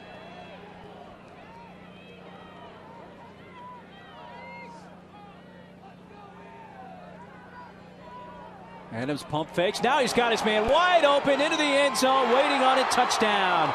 Cooper Kupp. His 15th touchdown catch. There is a flag down back at the 40. So hold on a moment. Holding. Offense. Number 65. 10-yard penalty from the previous spot. First down. Right tackle Jake Rogers, who really is one of their better pass blockers, called for the hold. There'll be some matchup problems on the edges. David Perkins and Teddy Corwin are two really good defensive ends for Illinois State. In this case here, it's... I don't see much there. Anytime you have a defensive lineman turn his back to the offensive lineman, pretty tough to get called for that. But once again, how does Cooper Kupp manage to get behind the secondary? Double moves. They do a lot of double moves in the secondary, and they know that Vernon Adams can escape enough to give him time to develop. And that call for now cost him a touchdown. It's 1st and 20. Catch made by Kendrick Bourne. You see the pump fake there, and once you fall for the pump fake, that's how you get 6-7 yard separation from the defensive back. 2nd down and 10.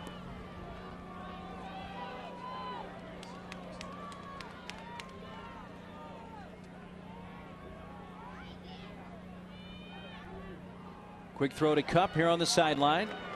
Pushed out at the 27 by Alex Donnelly. And I will say this about Illinois State and their game plan. One thing I've noticed about Eastern Washington, they get frustrated if they're not throwing the ball downfield. So that last completion, most offenses would love that. 5-6 yards and no threat of an interception. For Eastern Washington, if they're not throwing the ball downfield, they're frustrated. 2 of 5 on 3rd down, a 3rd and 1, and a flag.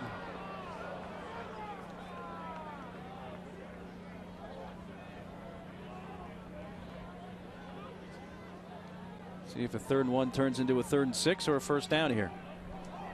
False start. Offense. Number 72. 5-yard penalty. 3rd down. Aaron Neary, left guard, one of their better run blockers. Moved early. 6 penalties, 55 yards against the Eagles, and it's a 3rd and 6.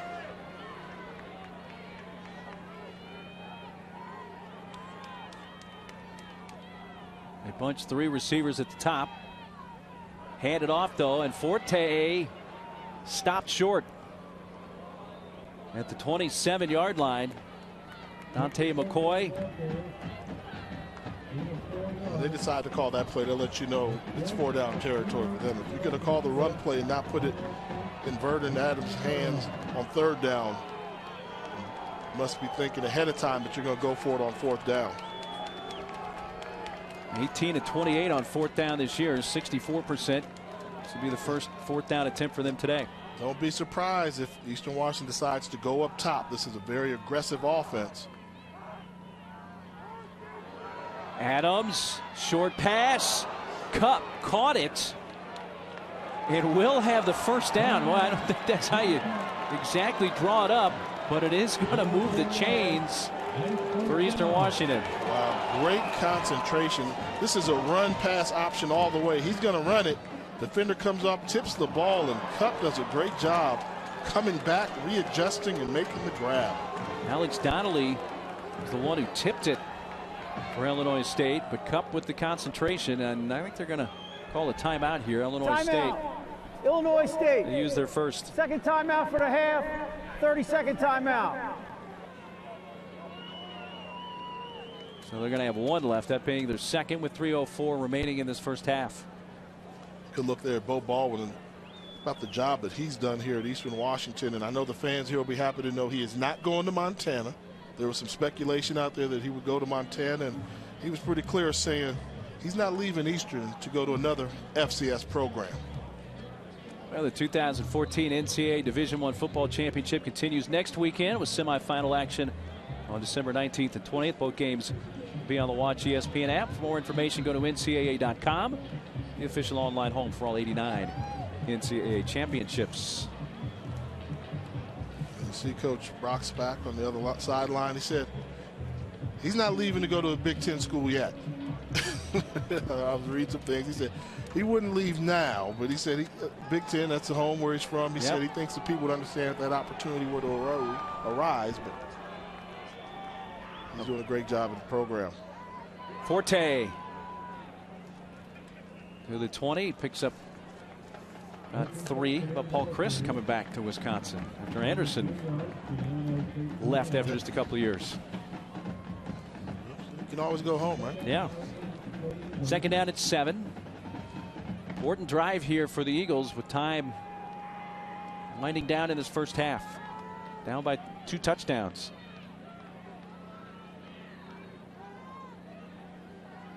Adams, Hill, inside the 10, 1st and goal.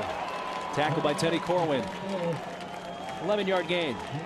They really make you defend the whole field. I mean, the threat of going downfield, then wide receiver screen, and Shaq Hill, who's a tremendous athlete in open space with Jake Rogers, a right tackle, coming out to serve as a lead blocker. Very, very exciting offense, aggressively schemed. Forte straight ahead inside the 5 near the goal line. Just short. Dave Perkins, Teddy Corwin evidently keep him out, but not by much.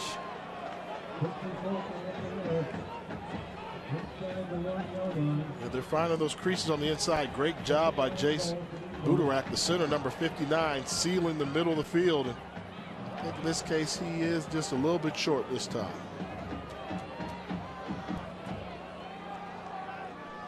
Second down and goal, play clock at 10.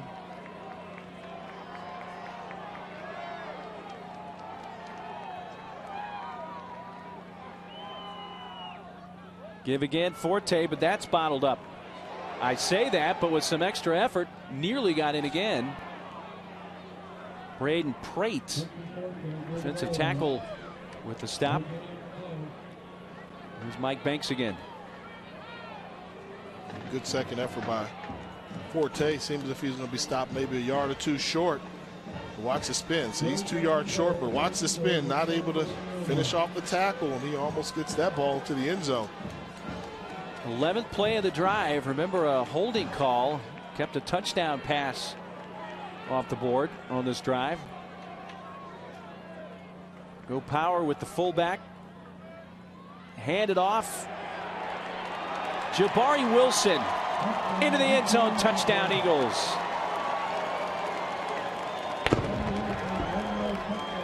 Well, they brought the tight end Wimberly into the backfield as a fullback, and Wilson with his 5th rushing touchdown. And they say he's been a pleasant surprise, his ability to run a hard nose, starting to create a niche as a red zone runner. Normally that's something you reserve for the running backs that hit the holes a little harder than typical running back and protect the football. Tyler McNanny, point after, out of the hole to counter Richardson. And he snuck that in the right uprights to make it a 7-point game. But they needed a touchdown, Jay. The Eagles thought they had one, was taken off the board, but do wind up scoring 7 on that drive.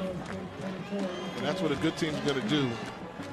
Not allow the setback to stop the drive, stop them from putting points on the board. And once again, #1 offense in the country does a good job of answering the call when called upon.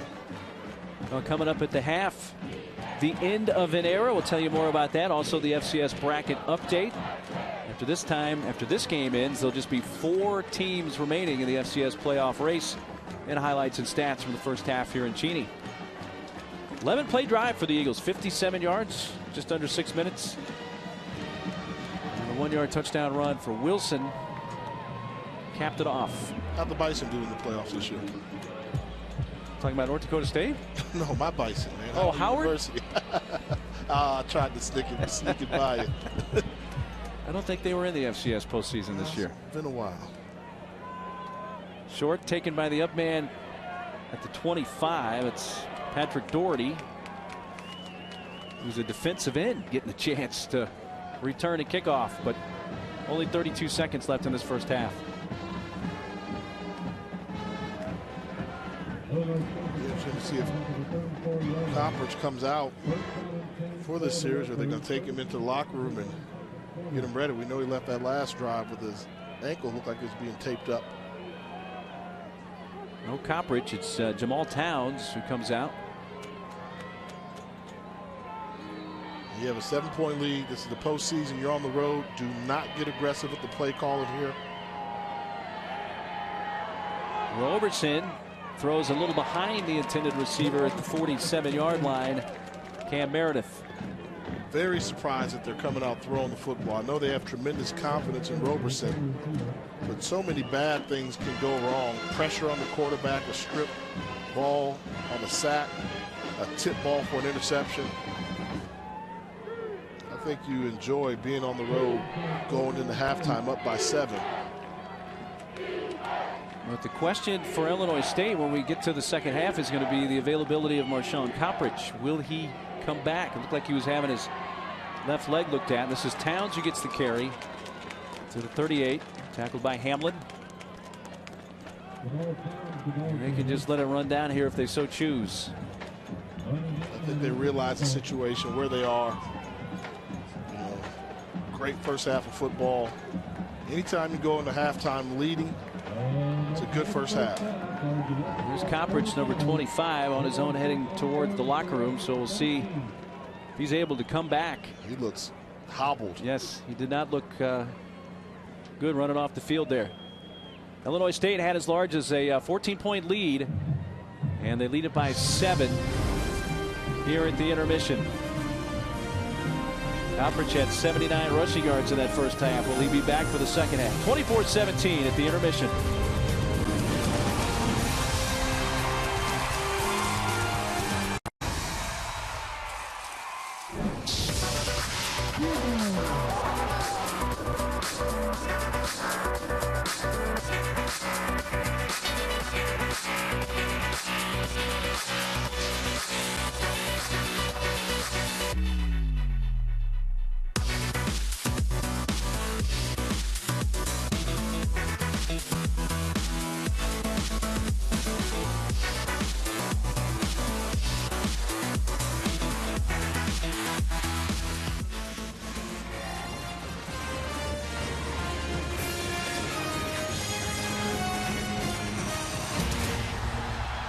Welcome back to the NCAA FCS Championship Quarterfinal, presented by Northwestern Mutual. Ready to start the second half. Will indeed Coppridge be ready to go for Illinois State? 24-17, Redbirds have the lead. They'll get the ball to begin the second half. Really the difference in the first half, the 7 points off turnover for the Redbirds. Remember, after the only turnover of the half early in the first quarter committed by Eastern Washington, and the Redbirds turn that into 7, and that's the difference. Turnovers are magnified in the postseason, and a good team will make you pay when you turn the football over. But you have a feeling with the intensity level that we saw on display towards the end of the first half, there'll be other turnovers. Just become a matter of which way the ball's going to bounce. Jake Miller, the senior out of Spokane, to kick it off. And here we go into half number 2. Taking it to 2 by Neblett. Neblett at the 20, he falls forward to the 25-yard line. Illinois State, their first 4 possessions all came up with points. Field goal, 3 touchdowns. Then then the half ran out on them, but offensively pretty much did what they wanted to. 4 drives of 50-plus yards. That's getting it done offensively down on the field. And they really were able to do that because they established control of the line of scrimmage and good hard running by Marshawn Coppridge. And good sign to see him coming out to start the second half. 79 yards rushing and a touchdown in half number 1. They send in motion, Neblett. Roberson hands it off to Coppridge. So right away we get a chance to see the health of Coppridge, and that's only going to go for about a yard. Not much there. Good job stacking the line of scrimmage, and there actually saw the defensive line for Eastern Washington stunt to that side of the field. So maybe that's going to be one of the changes that they make here in the second half. Start shifting off the defensive line more, try to take advantage of their speed on the defensive line.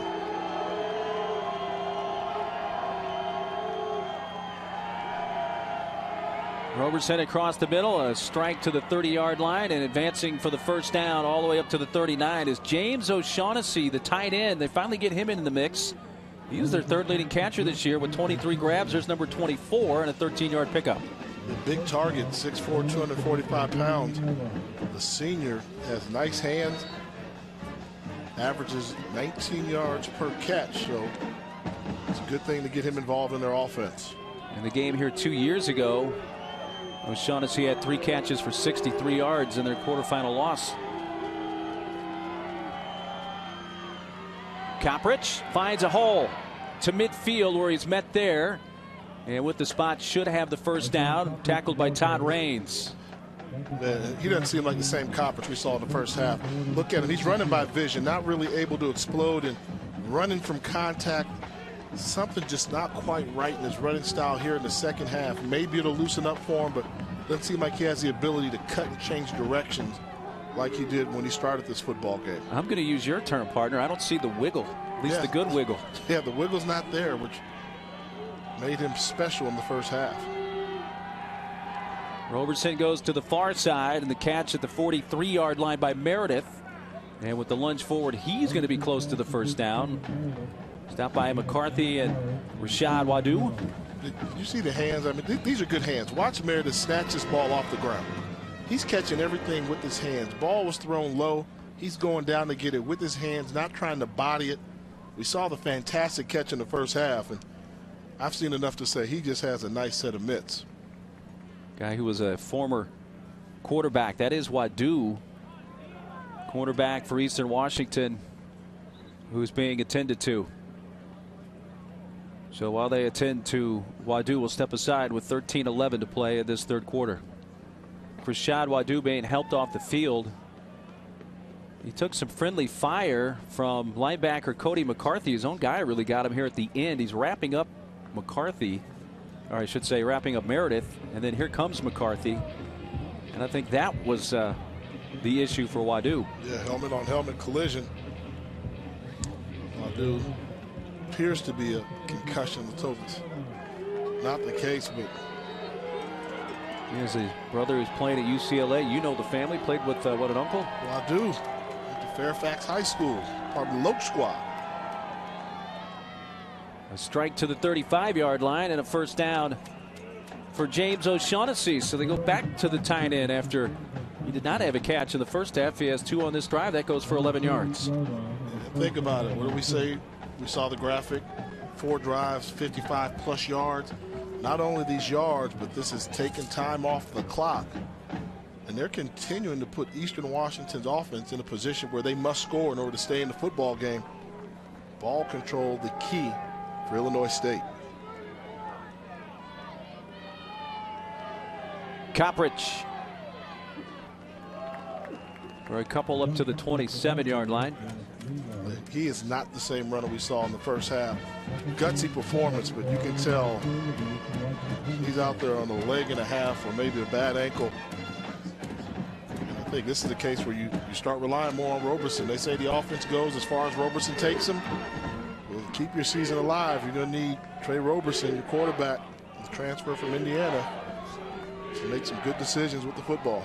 He's 3 of 3 on this drive through the air for 33 yards. Looks to tack on, goes to the end zone. Did he get the foot down? No.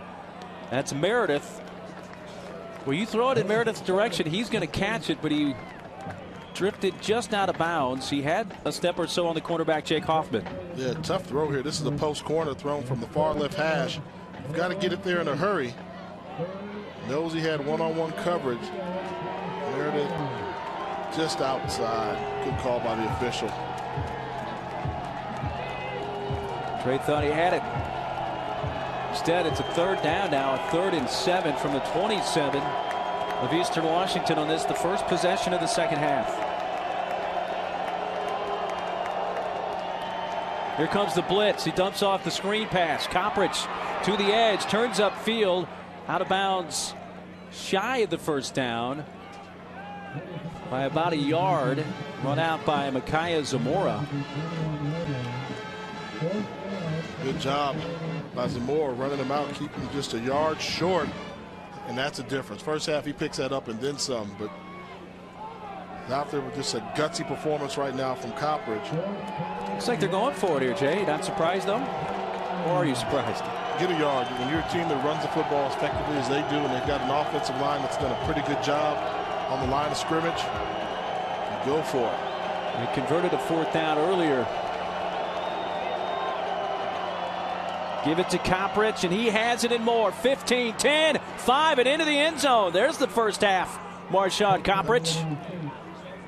That's just great vision by Coppridge there. Physically not able to do it, but a good job of physically realizing where the hole is. Nice cut. Makes another cut there off the left ankle, and then just able to avoid the tackle by Todd Raines to get to the end zone. And what a statement by the Redbirds here to start off the second half. Well, on 4th and 1, and Coppridge finds the end zone. That just hooked in that left upright, and the extra point is good. Well, Coppridge, with that Illinois State offense, has made it a 31-17 game in favor of the Redbirds. 115 yards rushing, 2 TDs for Coppridge. The Redbirds head coach Brock Spack elected to go for it on 4th and 1. And it pays off. Coppridge, 21-yard touchdown run. 7-play drive, 75 yards on the first possession of the second half. And Coppridge looked more like himself when he smelled the end zone there, Jay. Relying on his vision, but the great ones find a way to get the ball across the goal line. And Illinois State said, we just did what we do, Vernon Adams. Now it's your turn. Continue to put pressure, forcing Eastern Washington in the must-score situations. Really short, taken at the 34. And all the way across midfield, Zamora. You know, those short kicks are starting to bite Illinois State in the backside. Yeah. Eastern Washington is fortunate, I believe. I mean, Zamora's a linebacker. So you've got a linebacker avoiding hits and contact and holding on to the football. Give him credit, but I just don't think that's the way you want to do it. That's living dangerously. Sooner or later, Illinois State's going to figure it out and try and strip one of those up men with the ball. Well, the ball back in the court of Vernon Adams Jr. His first crack at things offensively here in the second half, and great starting field position from the 48 of the Redbirds. Hands it off to Forte. Forte finds the edge. 35-30 down the sideline. Inside the 20. Run down by Dante McCoy, the safety, but Forte will have a first down at the 18. Look at the perimeter blocking. You see 59 and 66. Thomas Gomez in the center. Jace Udarat get on the edge, solidify the perimeter. That's a wide open running lane to the outside for Quincy Forte. It was the best starting field position for the Eagles. Gets even better after the 29-yard run, and just like that, a first down at the 18. Forte to the 16 for 2 yards. Tackled by defensive end David Perkins, the Ohio State transfer.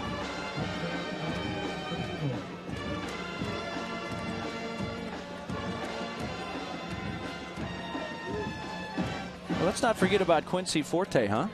Putting up some nice numbers here today as well. And Forte doesn't get the number of carries that Coppers normally gets. They do running back by committee here, but he's an effective runner. He averages over 6.5 yards per carry also. To the outside and out of bounds at the 12 after the catch for Kendrick Bourne, the sophomore out of Portland, Oregon.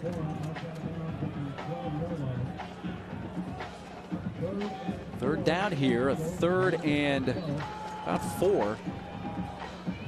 Talk about a prolific offense. Eastern Washington has been in the red zone 54 times this year. 42 times they walk away with touchdowns. That's an extremely high percentage. It's 78%. They've scored on 94% of their red zone trips overall. Comes pressure.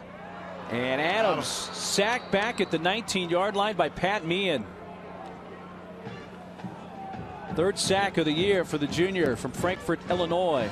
You see it coming. They're not going to disguise it. They've got number 33, Meehan, the middle linebacker. Then on the left side of your screen, you're going to see Perkins takes an inside stunt. They bring the outside linebacker as well. Overload one side. Meehan shoots right up the gap for the sack. That's one that's on the quarterback, Adams. He didn't see that coming. He thought he had protection. He did not. 37-yard attempt for Tyler McNanny. Gets that one just inside the right upright. He stays perfect, as do the Eagles in field goal attempts this year. He's now 11 for 11, and the team 13 for 13 in field goal kicking. Snuck this one in that right upright. So they settle for 3 on what officially will be a 36-yard field goal with 9:01 to play 3rd quarter, an 11-point game. McNanny, a transfer, actually went to Weber State and Washington State. There's a number of Washington State transfers on this Eastern Washington roster. Geography. Schools aren't that far apart. That's part of it. Hour and 20 minutes apart, maybe. Yeah, Pullman not too far away. And they need a change of scenery and head down to the FCS level. And Bo Baldwin, his program has become a good landing point for those kids. And they've had success with some of their transfers. Bo Levi Mitchell, who won the Peyton Award here. He was a transfer from SMU. I think they had another quarterback, Padron, I think his last name was. Kyle Padron. He's a transfer as well. Had SMU. success. So if you have a program that can make it work, then why not? Well, they do get the field goal, Jay, as here's from the 5-yard line, Neblett to the 20, 25 brought down there. But if you're Eastern Washington, you can't trade field goals, touchdowns for field goals. No, I think more importantly, if you're Eastern Washington, you have to make a defensive stop. Right. They're yet to do it this game. It's time to leave your comfort zone.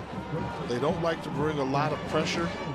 They play base vanilla coverage, but I think in order to try and create a turnover, create a stop, they're going to have to start bringing those linebackers, start looking for guys like Zamora, the number 49, the outside linebacker, or number 47, McCarthy, closer to the line of scrimmage and put them in a position where they can create a turnover for you. Coppridge 115 yards rushing. He's going to get the first carry of this drive. Not much. Maybe a half yard. Coppridge, though, with the 115 yards rushing, he has gone over 100 yards rushing in every game this season. Here's the adjustment. Number 7 coming from the right side of your screen. That's Tevin McDonald, the free safety, bringing him closer to the line of scrimmage, not allowing Illinois State to have the advantage running the football by schematics. So we're starting to see the adjustments being made, a little sense of urgency from defensive coordinator John Graham. In motion, O'Shaughnessy. Roberson going deep.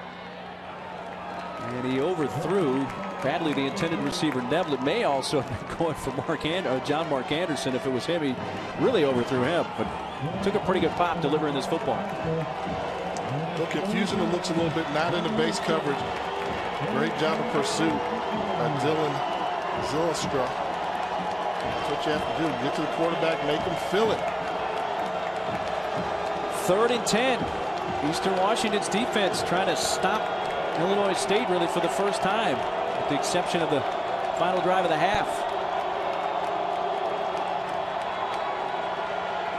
Roberson can use his legs, but he'll throw, and inbounds, yes. Scott Kewen with the catch and a first down at the 40. A little bit of a Vernon Adams-like play here, just trying to extend the play. This becomes a scramble situation. Come back to your quarterback, make the catch. Scott Kewen, good job. That's what you do, just come back to the quarterback. 7th catch of the year for Scott Kewen, a senior from the Chicago area, Aurora, Illinois.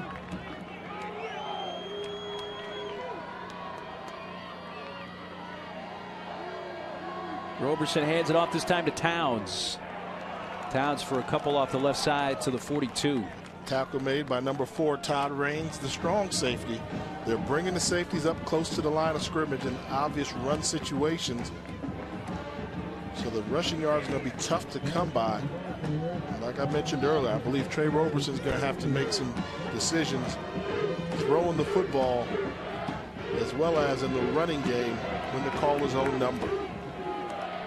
Meredith is top receiver at the top of your screen. Copperidge back in there. He's going to block for Roberson, who's kicking it wide, and then he's brought down at the 42. Well, he gave some ground on that. Winds up only getting a +1 on the carry. Dylan Zylstra with the tackle, number 57. They tried to spread them out, but they weren't budging. They're saying, we're not going to let you run the football. They try and use Copperidge as a lead blocker. In this case here, Roberson should have just taken whatever positive yards he could have gotten. Instead, once again, 3rd and long situation. 6 of 9 on 3rd down. 3rd and 7 from their own 43.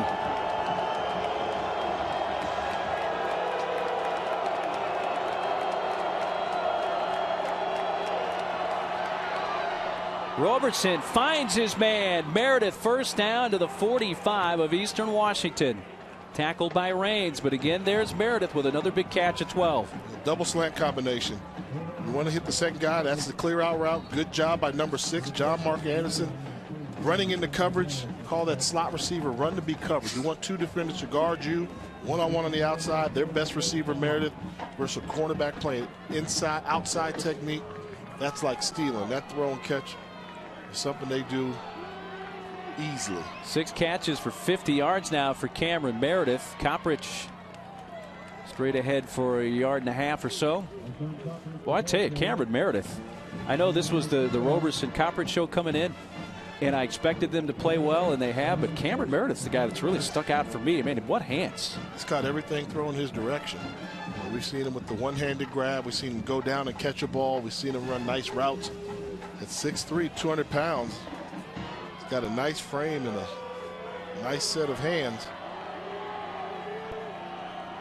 Motion Neblett.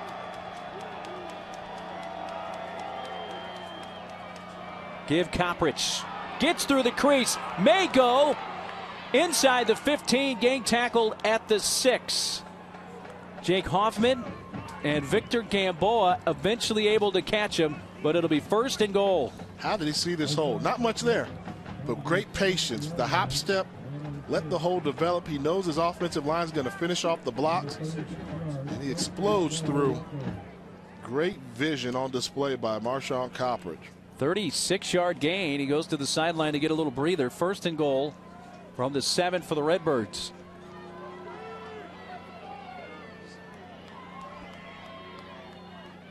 The give to the back, Towns.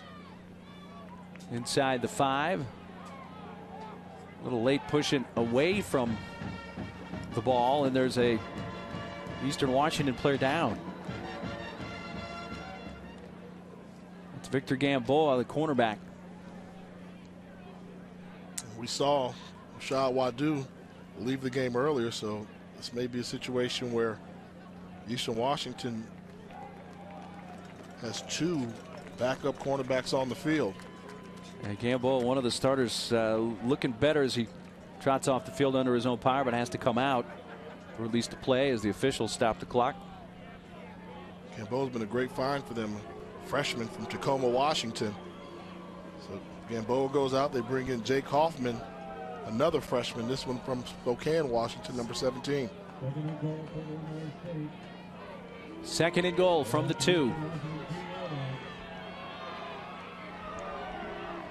Coppridge back in.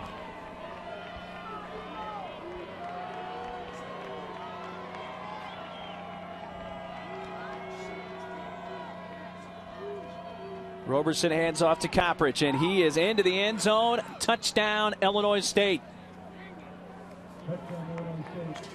Third touchdown of the day for Marshawn Coppridge. Does a really good job of selling this. It looks like it's going to be a bounce play to the outside on the right. Watch him make one cut. Gives you that hop step like he's going to hop to the outside and just cuts hard on the inside. Low to the ground, low center of gravity. What a day Coppridge is having. Dare I say the wiggle looks like it's back. The wiggle looks like it's back, particularly close to the end zone. 7th game over 150 yards rushing this year for Marshawn Coppridge. 21 carries, 155 yards, 3 TDs for Marshawn Coppridge. And right now the Eagle defense can't stop the Redbirds offense. Coppridge's third touchdown run of the game has made it an 18-point lead for Illinois State. Let's look back. Our keys to this game, and I think the first one is the most important, especially from the Illinois State perspective. Our Northwestern Mutual planning for success. You said before the game, their offense needs to avoid turnovers and maintain ball control. They have no turnovers and no punch yet in this game with 4:24 left in the third quarter. Long drives, and they're winning the battle of time of possession easily, almost 2-1 defense. They've contained Adams besides the one big play in Eastern Washington. But the offense has done okay. It's just the defense has not been able to get off the field, whether it's the run or the pass. They've given up over 300 yards total offense already. Well, they kick it deep. Hill from the 2. Flag comes out, and he's tackled at the 26. And a little pushing at the end. By the way, C.J. Laros, who's the punter for Illinois State from Australia, I know his family's watching it down in Australia. They haven't been able to see him yet today because Illinois State hasn't punted. Here's the call.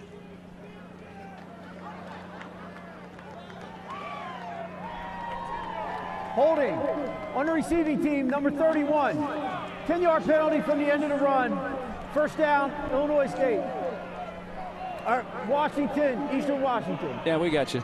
We got you covered. I don't know if I've ever seen where coming into a game you knew the game plan had to be ball control and keep the opposing offense on the sideline. I mean, they've executed to perfection, and there's been a sense of urgency all game for the Eastern Washington Eagles. Right now, you hate to say it, this is just the third quarter. It's desperation mode offensively. They must continue to score. And this is their worst starting field position from their own 17. That dropped.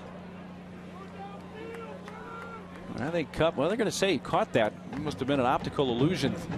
He does gain a couple up to the 20. I think he's going to pin this ball up against his leg. It's going down. Yeah, no, he did catch it. Wow. So he did gain 3. Second down at 7. Adams picked off. Alex Donnelly with his third pick of the season, and he's going to return it to the 22, and things get even more desperate for Eastern Washington after their second turnover of the game. This is the scouting report here. They said if we leave the middle of the field wide open and give them a blitz, they're going to try and force the ball deep down the middle because they're aggressive. Great job by Donnelly looking up Cup, recognizing him where he is on the ball, knowing the ball's coming. That's following the game plan. The scouting report was perfect. Normally you take that matchup. You say you have Cup against a linebacker, middle of the field wide open. They anticipated that, baited Adams into the throw, and this place got quiet in a hurry. Well, I don't think it's going out of bounds to say right now Eastern Washington's defense needs to at least hold them to a field goal try here, because another touchdown for Illinois State would really put things not out of reach but close to it. There's a throw to the 19. Guess who makes that catch? Meredith. What hands. You know, that wasn't an easy routine catch right there. It was not a tough throw, but when you've got a big target like Meredith, you just get it in his vicinity and you know he will body the defensive back out Roberson's going to go late to the outside, which is always dangerous, but look at him extend the hands. He catches everything in his hands. You don't see that too often. He almost caught that one-handed again. 7 catches, 56 yards, and a touchdown. Touchdown catch came on a remarkable one-handed grab. Kept by Roberson. Going east-west, uses a stiff arm and lunges forward near the 15. It was Tevin McDonald, free safety, bringing him down. I know we talked during the break, and we just keep shaking our head how they have not been able to get a stop all game long, and it doesn't look like they're going to be able to. I mean, well, to be quite honest, you have to call it like you see it on the field. I mean, Illinois State can run the ball when they want to. They can throw the ball when they want to. 7 of 10 on third down. I'm not going to say this is the game right here, but if Eastern Washington can't stop them, they're in big trouble. 3rd and 2. Coppridge. That's too many cuts. And that's what I mean by control the line of scrimmage. First down run. On 3rd and 2, when you watch the number of cuts you're going to see Coppridge make, that means there's no penetration in the backfield. 1, 2, 3. I mean, he's dancing in the holes when, if you're controlling the line of scrimmage, you're avoiding shots. He's not avoiding shots. He's dancing, picking his spots. The offensive line for Illinois State has won this battle all game long. Redbirds 5 of 5 in the red zone today. They're in there again. A first down from the 13. They're 80% now on 3rd down conversions. 8 of 10. That's phenomenal. They did come in converting 50% of their third downs on the season. 50's not 80, Mark. No, it's not. But it's a pretty good mark for a long season. Roberson cuts back, and he's inside the 5. The only reason I'm not going to say Illinois State's going to win this football game is because I've seen Vernon Adams put up. That's the wild card in all this. this. Put up 38 points in 1/2 of football. He's going to have about a quarter to make up at least 18 points. It could very easily be 25 here if they're not careful. Roberson has carried the ball 10 times for 54 yards. 158 yards through the air as well. Coppridge, that time well defended, pushed all the way back forward. Progress though to the 5. Cody McCarthy, Zachary Johnson, and others blocking the hole there. Well, he already has 3 touchdown runs, and I think he's disappointed right there he didn't get a 4th. Another big play, 3rd and 2. You go Roberson or you go Coppridge? I mean, I'm going Coppridge if I'm calling the plays here. Well, they're taking away Coppridge from you right now. Their pre-snap read. So Roberson takes it himself and is into the end zone, touchdown. Well, pick your poison. You think you control the number count? Well, we'll use Coppridge as a lead blocker.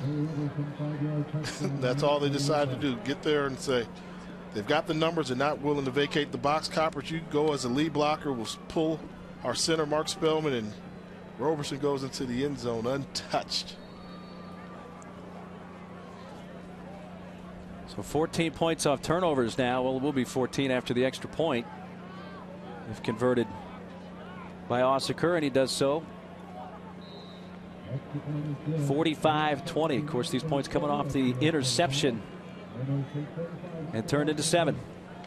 I mean, entourage, and that's 3rd and 2 down on the red zone. How does he get so wide open?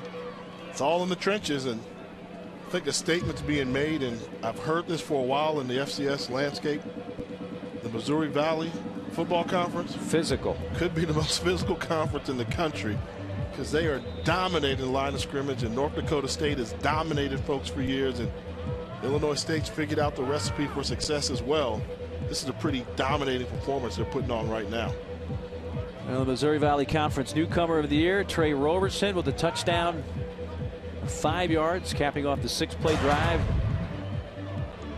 Winner of this game takes on the 1 seed New Hampshire. North Dakota State, the 3-time defending champion, has Sam Houston State in their semifinal matchup next weekend. Yeah, North Dakota State from the Missouri Valley Conference. Sam Houston from down there in the Southland and New Hampshire, lone representative from the CAA, what used to be the mighty CAA, that once upon a time had on a regular basis 2 of the last 4 teams in. But I think there's been a little change in dynamic in that Missouri Valley Conference. Tough to knock off.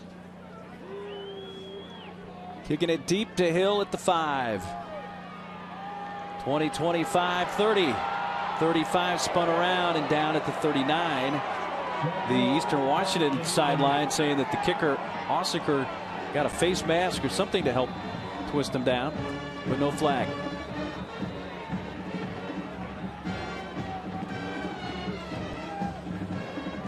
Eastern Washington needs points. Vernon Adams leads it back onto the field when we come back to Cheney. Redbirds head coach Brock Spack, who is a defensive guy, Purdue defensive coordinator under Joe Tiller, has his offense going. And this was not a face mask. Ossaker, the kicker, did get him high, but he didn't get the face mask. Just kind of spun him down around the neck. That's a legal tackle. Had he gone to the ground, I think behind him, maybe you call the horse collar tackle, but not a face mask. Shaq Hill's not a big guy, 5'8", 5'9", 180 pounds, easy to turn. Eastern Washington begins at their own 39-yard line as we begin the 4th quarter. Finding Cup at the 45-yard line of Illinois State. You hear the cheer from the crowd. I think they want more Copper Cup in this game. They're going to need it to come back. Yeah, they're going to have to throw the football. Like I mentioned earlier, this is a crowd that gets used to vertical pass plays downfield, and the explosive offense will be tested. Adams escapes somehow, but then is brought down behind the line at the 47. Watch David Perkins' relentless pursuit of Vernon Adams. I mean, he's coming up the line spinning on your left side of the screen. Spin move. Keep going. He's being held, grabbing him, then coming back into play. Great pass rush by David Perkins, the athlete from South Bend, Indiana.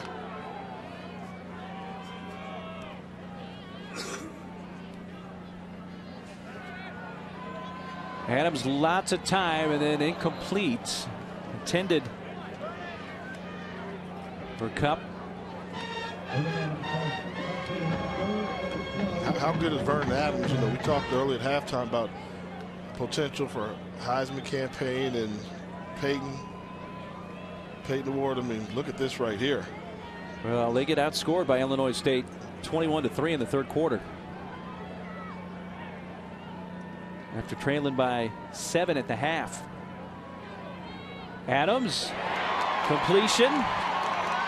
Splendorio with his first catch. All the way down to the 15. Nick Splendorio, a redshirt freshman from Sammamish, Washington. And these are the big plays that they're accustomed to seeing. Vernon Adams standing tall in the pocket, delivering the ball downfield. 33-yard gain, but here's the call on the flag. Dead ball, personal foul, offense number 59, 15-yard penalty, first down. That's the center, Jace Budarak, called for the personal foul. And here's the catch and the run by Splendorio. Oh, coming in, wow. diving on the pile. Way too late. Look at this. You're going to see white jerseys, and here he comes, 59. Diving on the pile. Oh, 290 pounds. Yep. And that's instead of a first down at the 15. They do have a first down still, but it's all the way back at the 30. Budarak, first-year starter, and offensive line coach Aaron Best was singing his praises, saying he's really stepped up his senior year, giving a standout performance. Adams to the end zone, back of the end zone, caught but out of the end zone by Shaq Hill. You know what they East Washington? They go deep. I mean, they're going to go deep. I mean, how many games do we see this many balls thrown beyond 25 yards? Great concentration on the catch, but not enough real estate. I was looking at some statistics. Eastern Washington has completed 40 plays this season of more than 40 yards. Wow. They go deep. If this were the CFL with the bigger end zone. Yeah, that would have been a touchdown. But you know what they say in baseball, chicks like the long ball. Up here, I mean, they love this offense. They go deep. Throw too high. Incomplete for Mitchell. Corey Mitchell. By the way, I guess we should say Bo Levi Mitchell, speaking of the Canadian Football League. Yep. Doing well up there. Totally just won a Grey Cup. Yeah. Congratulations, Bo Levi Mitchell, former Peyton Award winner. Now showing his winning ways in Calgary as they won the Grey Cup. Just 3 and 9 on third down today, and a 3rd and 10 from the 29. Adams throws underneath and dropped a rare drop by Cooper Kupp, and it's going to be 4th down. Wow. A few mistakes by Kupp, just trying to run after the catch before he caught the ball. He's turning to look. He turns too soon before he secures the football. Now it's 4th down. So think about that big play that was wiped out because of the penalty on the center. And now all of a sudden, you don't get this one, season over maybe? It very well may be. Already down by 25. Still early in this 4th quarter. 4th and 10. Adams again gives Kupp a chance. Ooh, it's come down to the spot. Whoa. He may have it with that spot. I don't think so. They're giving it to him right away. The official change on the other side. They moved the chains. That was generously quick. By an eyelash. So they do convert on 4th and 10. 1st down from the 19. Adams, Kupp dropped another. Wow. Glass on the coverage.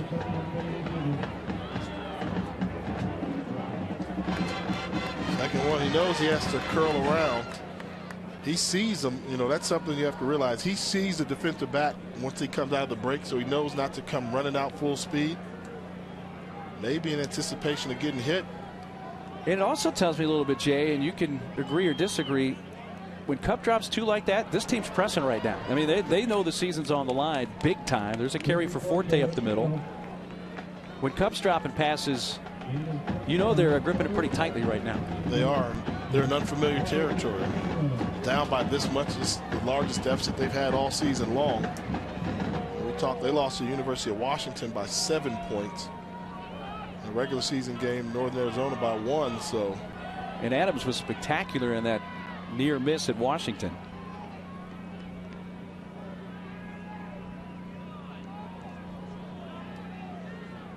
Adams pump fakes, goes towards Hill. That's a flag. Wrestling match. And Mike Banks bumped into him right at the goal line with the ball in the air.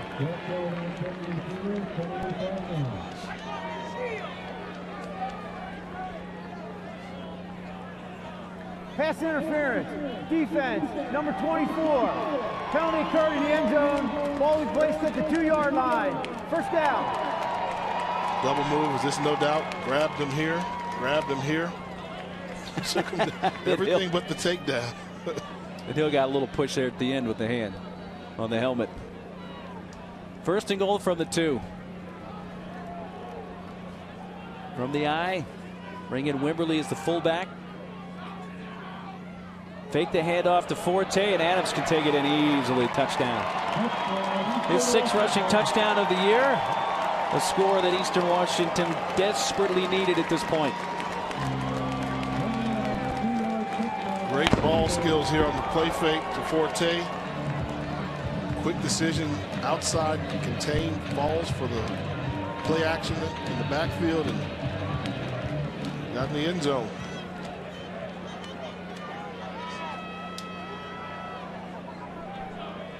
McNanny for the extra point.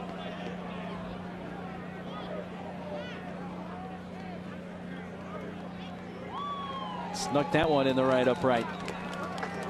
45-27, but it's still a 3-score game. It was an 11-play drive going 61 yards, but did eat up only 2 minutes and 40 seconds in the 2-yard touchdown run for Vernon Adams. They had to have this score, Jay.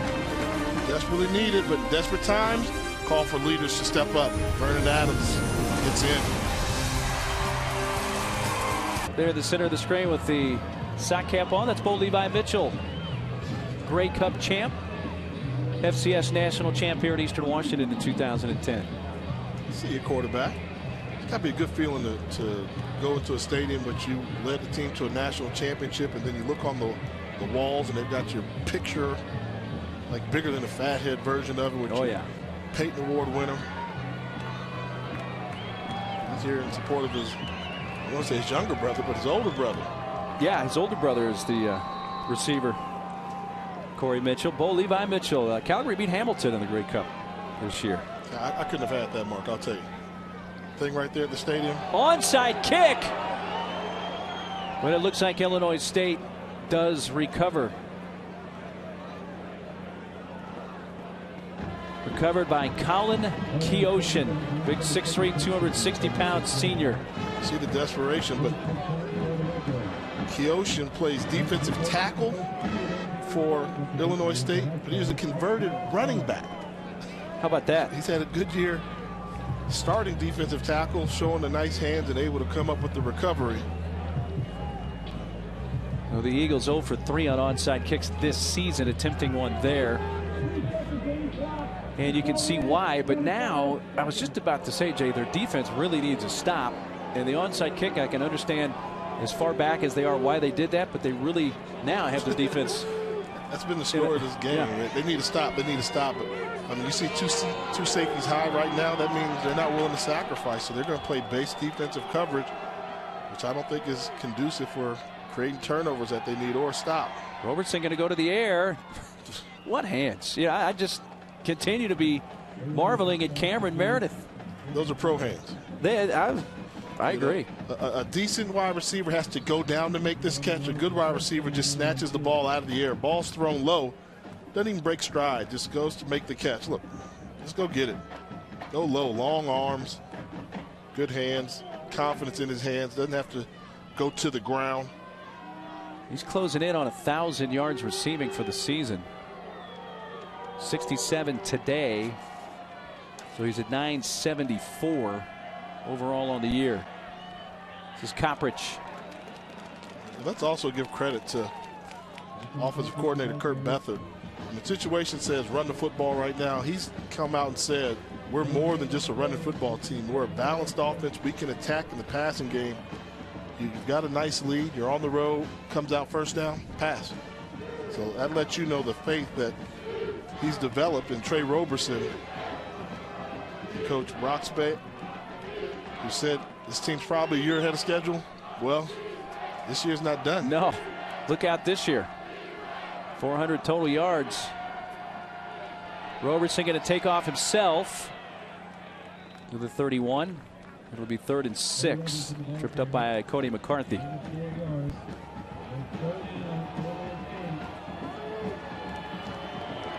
Roberson has a season of eligibility left.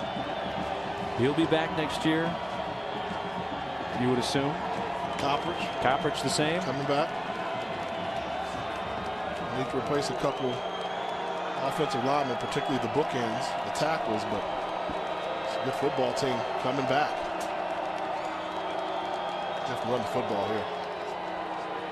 Well, he's going to throw it and going towards the end zone. It's caught and in the end zone. Touchdown. Play for the win. Neblett's 8th TD catch of the season. Play for the win. And that's what you have to do. I'm a little conservative. I'm looking at the numbers. I'm playing, hey, you run it, you take a little clock, you don't worry about that. They come out, we get one-on-one. We're going to get Eastern Washington like they get so many other people. We're going to throw the ball downfield on them. That's a dagger. That's establishing team. We're not going to settle with the amount of points we have right now. We know what they're going to give us, and we're going to take it. That's how you win postseason playoff games on the road. And their offense has not been stopped today.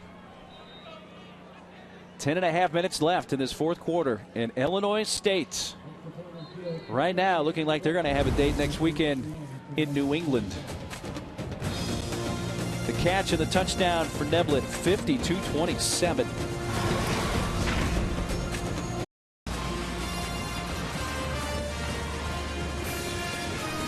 Welcome back to the NCAA FCS Championship Quarterfinal presented by Northwestern Mutual. Trey Roberson with his 2nd touchdown pass of the game. His 27th of the year, so that now ties him for the Illinois State single season record for TD passes in a season. Gives him a 25-point lead with 10.5 minutes left. Came in averaging 29 points allowed by their opponent this year and have given up a whopping 52.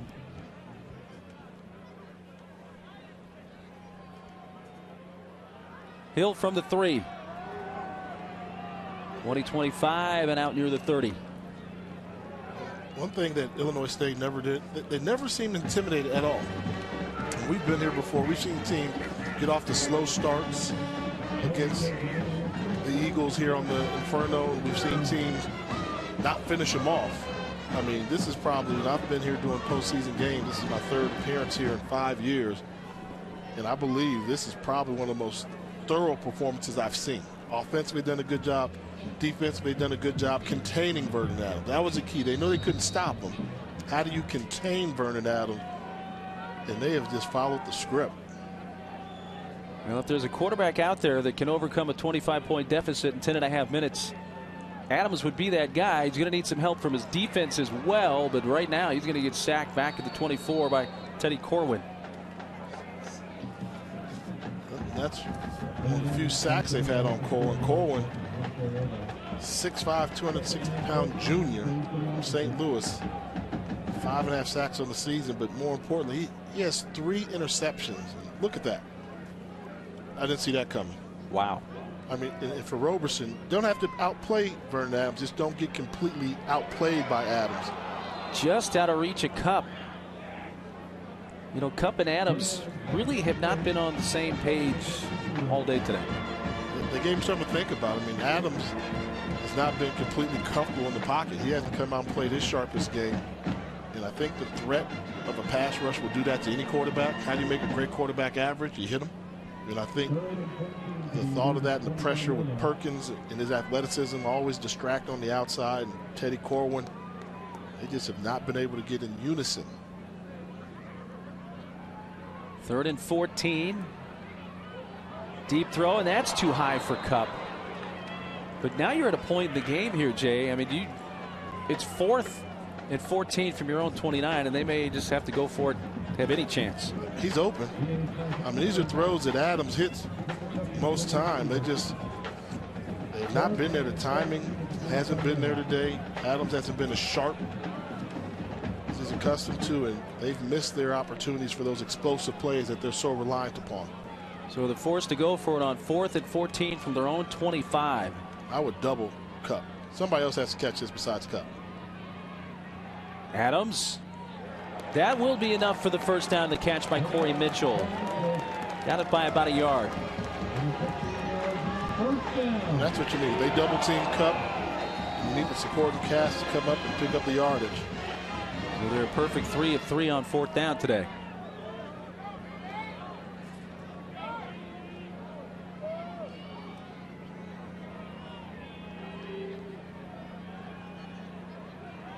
Lots of time, but that time elapsing, and Adams going to have to do something, and he throws it down underneath the Cup, who makes a move. Down the sideline, 35 down to the 30. Cooper Kupp saying, hey, I got a little wiggle myself here. Oh, that was a shake. That's like they say, he shook his jock strap off of him. I haven't seen that in a while. I mean, take a look at this. Talk about leaving somebody. Look at it. Wham! Mike Banks. He can play. May have left a little equipment back on the field, which you're referring to there. that was, you know, and we talked about Cooper Kupp, and obviously a lot of people compare him to Brandon Kaufman, who was a standout wide receiver. Well, Kaufman was 6'5", about 220 pounds, and every time there was a jump ball, Kaufman came down with it. Kupp has that ability to get in and out of breaks a little bit quicker, step ahead of time, so he's a special guy. And you don't believe me, ask Mike Banks. He just got shook up. Dave Perkins there attending to him, Illinois State defensive end, when we come back. Well, here in Cheney, Washington, 9:09 to play 4th quarter, 52-27, Illinois State leading. Cooper Kupp, by the way, now 8 catches, 120 yards. He has 15 games now in his career of 100+ receiving yards. Right now, Vernon Adams trying to keep hope alive for the Eagles, and goes to Kupp in the end zone, touchdown.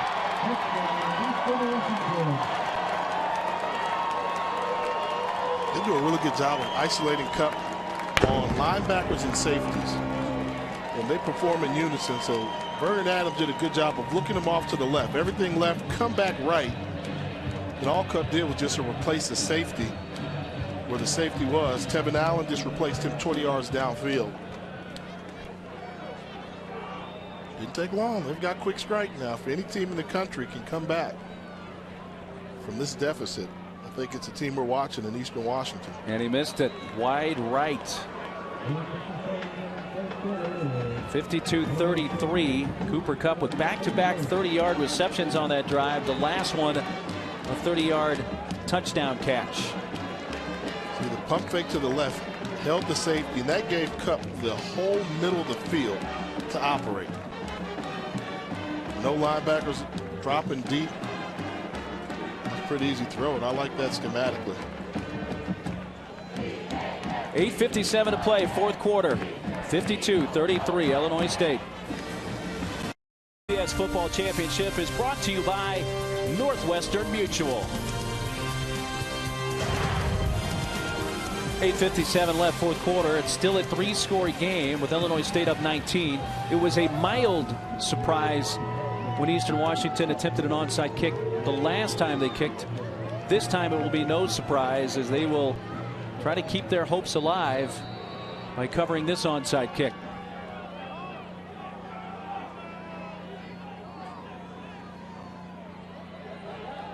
And they have it.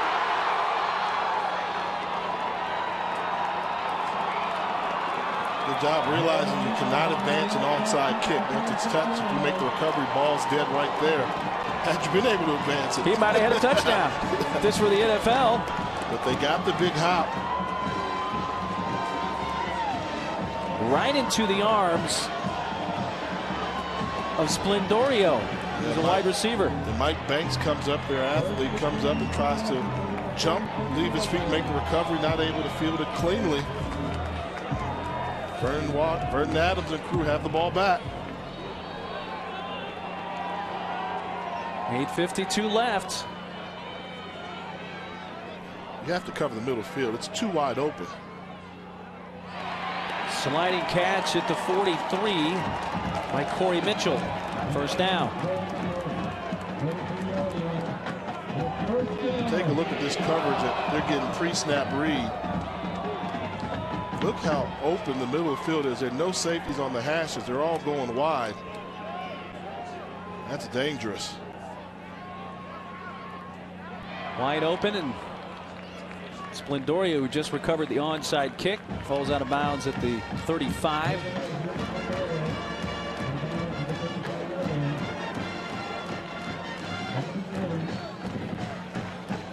Look at the two safeties. Look at the deep men right there around the 22-yard line. Those safeties are playing wide. There they're going. For Kupp. That's easy. Wow.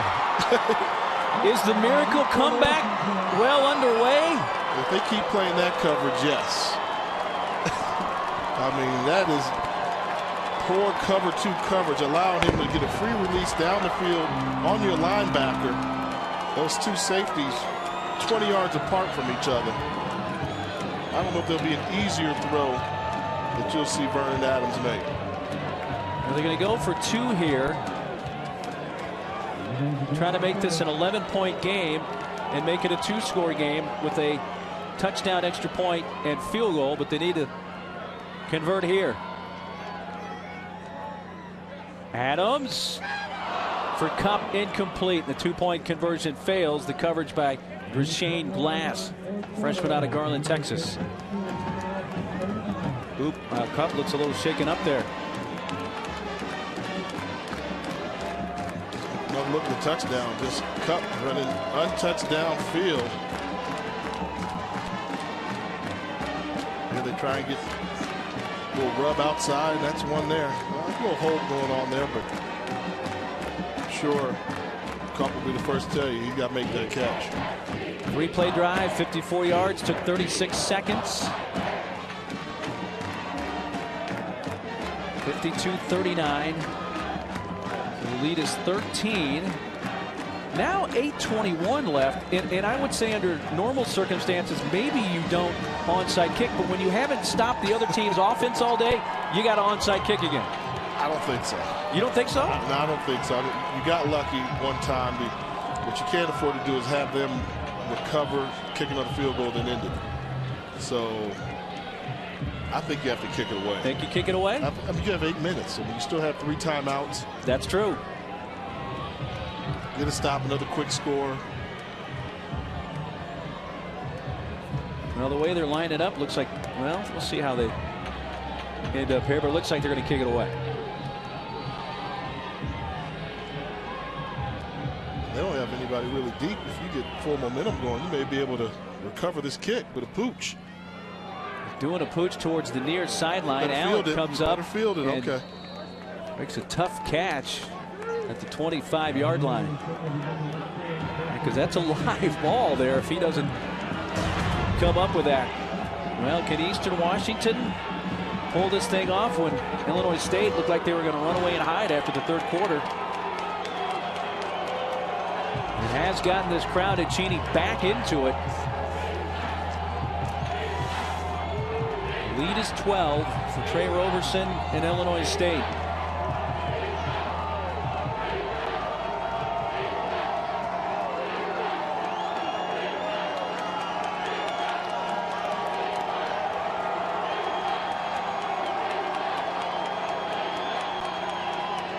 Kept by Roberson. And it took a nice tackle by Raines to keep him from getting to the edge, but a flag is out. No play. Number 84, 5-yard penalty, first down. Joe Farmer, the tight end. Uh-oh. This is one of those moments where you say, uh-oh. Yeah, I think right now, if you're Illinois State or a Redbird fan, 20 seconds. Your level of comfort, which about 5 minutes ago on the clock was looking really good, now you're starting to sweat things a little bit. You need your offense to get another first down or 2. It's now you're facing 1st and 15. Maybe that's what the Eastern Washington defense needs, is the assist of a penalty on an offside or a false start to get them going to come up with the stop.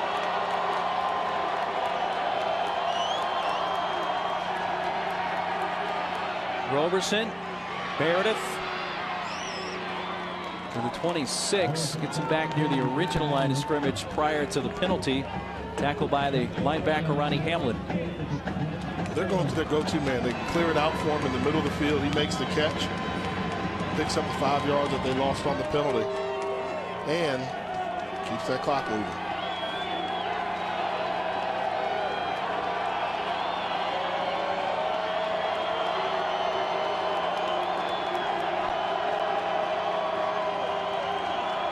You have to bring pressure if you're Eastern Washington right now. They don't want to do it. And Coppridge breaks free, and this could be the final nail in the coffin. Gone. 74-yard touchdown run. Marshawn Coppridge says, let's go to New England.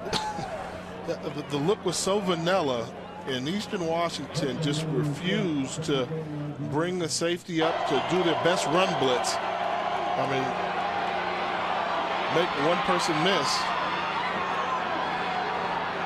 4th touchdown run of the game for Coppridge. And great net sound there from our audio. You can hear the crowd excited, and then they see the season slipping away as Coppridge runs down the field. The good news is, I mean, didn't eat up a lot of clock. You're getting the ball back with 7 minutes. Oh, you are a silver lining guy, my friend, which is what I like about you. But yeah, the unwillingness. I say I'm surprised to see them not sacrifice and bring 8 men down in the box, force them to throw the ball one-on-one. I don't think you play soft run coverage versus one of the top rushers in the country. And the Eastern Washington defense has still not stopped Illinois State today. So I'm going to go back and say they should have onside kicked again. It's easy with these 20/20 hindsight glasses I have on. Yeah, when you're there at 1st and 15 and they pick up 5 yards, okay, 2nd and 10, I mean, stop them. but unwilling to leave their comfort zone. And, you know, we keep talking about D coordinator John Graham. I mean, I think at the end of the day, the front four, actually the front seven of Eastern Washington just has not gotten the job done today. 25 carries, 232 yards for Coppridge with 4 TDs. He's averaging 9.3 yards a carry, which obviously got helped out a lot right there on a 74-yard touchdown run. And the key to a good defense, you want to make the team one-dimensional. You know, make them, right now, Eastern Washington's one-dimensional. All they can do is throw the football. For Illinois State, they can run it, they can throw it. Bootleg, they've got everything going, and they never made them one-dimensional in this football game. So back to a 3-score game. From the 8-yard line, this is Cooper Kupp to the 25.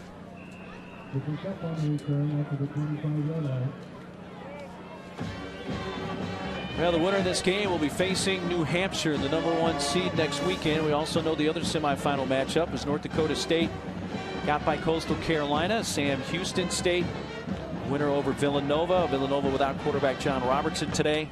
They lose by 3. So you have 2 Missouri Valley Conference teams, assuming if Illinois State does hang on here, playing on opposite sides against the Southland Conference and the Colonial. And here's Adams going deep and incomplete in the direction of Corey Mitchell.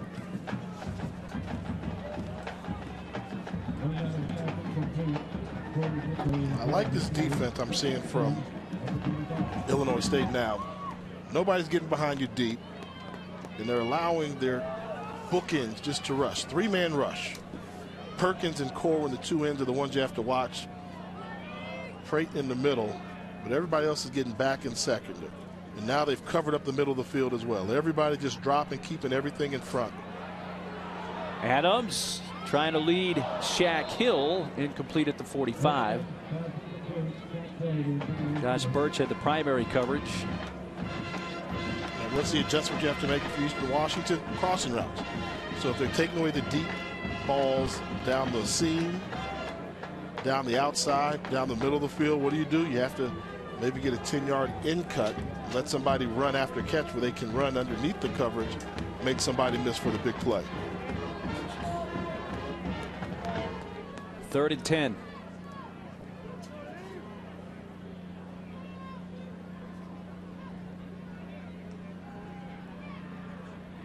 Adams, there it is. Wide open to Splendorio. Going to run out of bounds at about the 45. First down there. Stopping the clock with exactly 7 minutes to go. So it shifted. So now you have to find a crease in the seam. And you find the crease and you allow them to run after catch. And watch this block by Shaq Hill. Springing Splendorio for an extra 5 yards. Clock restarts as they get the chain set. Same coverage, you can do the same thing. Look and out. Picked, headed the other way. Mike Banks down in midfield. He jumped the route. And that's a fantastic job by an experienced cornerback who's been starting for 4 years at the school. Single receiver side, he knew he had help over the top. He said, so if I decide to jump this route, I have a safety that's going to come up and make a tackle for me. He says, okay, I'm just going to play it and I'm going to jump it. Beats him to the spot. And that's smart. Knowing that you have help behind you, why not take a chance? That, my friend, is going to do it. Second pick of the year for Banks. 6:41 still to go, but a 59-39 20-point lead, and the Redbirds have their offense back on the field. 3rd turnover of the game for Eastern Washington. 2 picks and a fumble.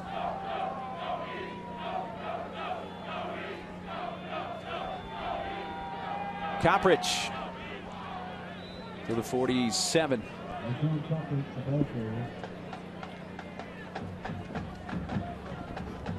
Now it's obvious run time, and I still don't know if Eastern Washington's going to be able to stop them. Everybody knows they're going to come out and run the football right now. Take a little time off the clock. But what a job by the offensive line for Illinois State. Well, I think the overriding question coming in, Jay, was it not the physical size of the Missouri Valley Conference team, Illinois State, against the team that's maybe more athletic?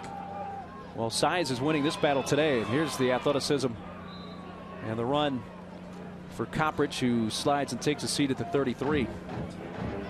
And the guards, I mean, Kyle Avaloy, Mark Spellman, the center, Rocco Ammons, the right guard, 71. I mean, there have been holes in the middle. They've got the bookend tackles in Leakey and Barton. And I was looking at the scouting report and said, if you take out the center, who weighs about 280 pounds, this offensive line averages 315 pounds per man when they play like it. I mean, they play big, they play physical. Their quarterback doesn't get touched, and the running backs have nice holes to run through. Coppridge, a career high 249 yards rushing. Got a chance to go over 250 here, and will do so by a yard or two up to the 30. Well, remember at halftime, this was a 7-point game, and there was a question whether Coppridge physically was going to be able to come back and play, and obviously he has come back and played, and it's made a huge difference in this game. Yeah, and when he was a little banged up, relied on his vision and his experience carrying the football, and then loosened up that ankle and was able to hit the home run ball. He's a good one. I mean, I think next year, this time, we're going to be talking about Coppridge and Roberson battling for that Peyton Award. Just like this year was Cup and Adams battling for it, and some people think Cup might have cost Vernon Adams a couple votes. That's a good predicament to have. Yeah, when you have two players that are going to be in the conversation like that, you got a pretty good football team. Illinois State, who lost here 2 years ago in a quarterfinal matchup, look like they're going to get a little payback here today. A lot of that thanks to Marshawn Coppridge. He showed the toughness and the great vision and his little jump step. Not a lot of wasted movement. Sometimes you see running backs dance too much in the hole. He dances just to set up his blocks, and then showed the ability to run away from the defense. I mean, this has been a highlight reel performance. Just put in the videotape and let it play. Of all 29 carries he's had for 254 yards. Well, his per carry average has dropped the last few carries from 9.3. Now he's at 8.8. Tough day. 4 TDs. He has 26 rushing touchdowns on the season. Came in averaging 153 yards a game, tops in the Missouri Valley Conference, and an average of 6.1 yards a carry. That was coming in.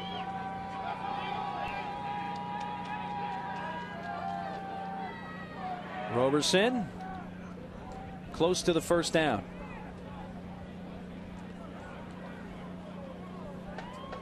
Pins on the spot.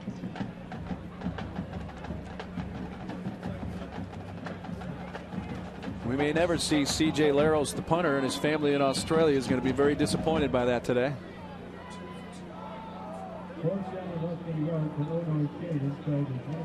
4 minutes to go, and they are short, 4th and 1, and going to go for it. They're 2 of 2 on 4th down today.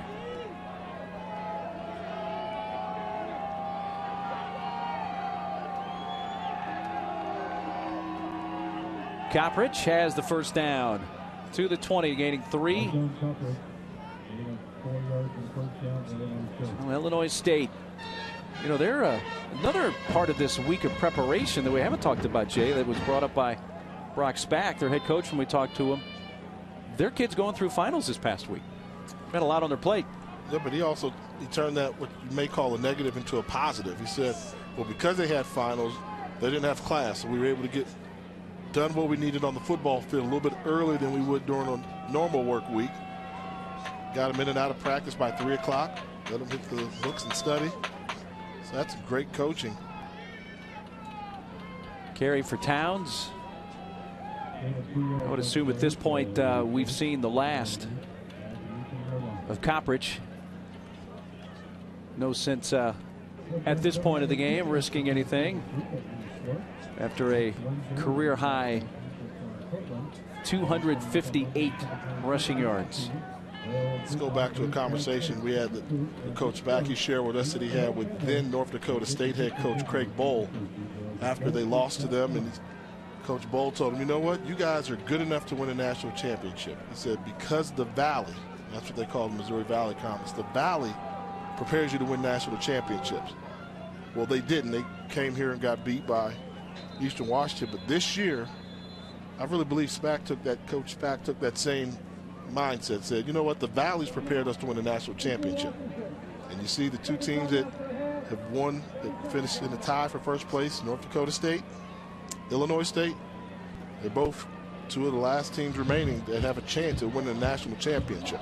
And maybe headed for a finals match against one another in Frisco, but Illinois State is going to have to win on the road at New Hampshire to get there. That will be a tall order. North Dakota State at home against Sam Houston State. You would think that the Bisons would be a sizable favorite in that game. Fargo Dome, and the fact that they've had Sam Houston State's number for a couple years, but new coaching staff, new offensive philosophy for Sam Houston State. Maybe that's what they're doing. Willie Fritz is now at Georgia Southern. So this could be interesting postseason the way it shapes up, but I'm pretty sure all the folks from Fargo, they've already made their reservations for Frisco. Proactive, huh? They've been there the past 3 years. We're going to make it until you force us to change our reservation. Some of their fans may have made those reservations before the season started. I'm sure they did. 2:21 left. Illinois State, with a win here, will take a 5-game winning streak into the semifinal game at New Hampshire and be 12-1 overall. Again, they did not play North Dakota State in the Missouri Valley Conference season. Just a little quirk of the schedule.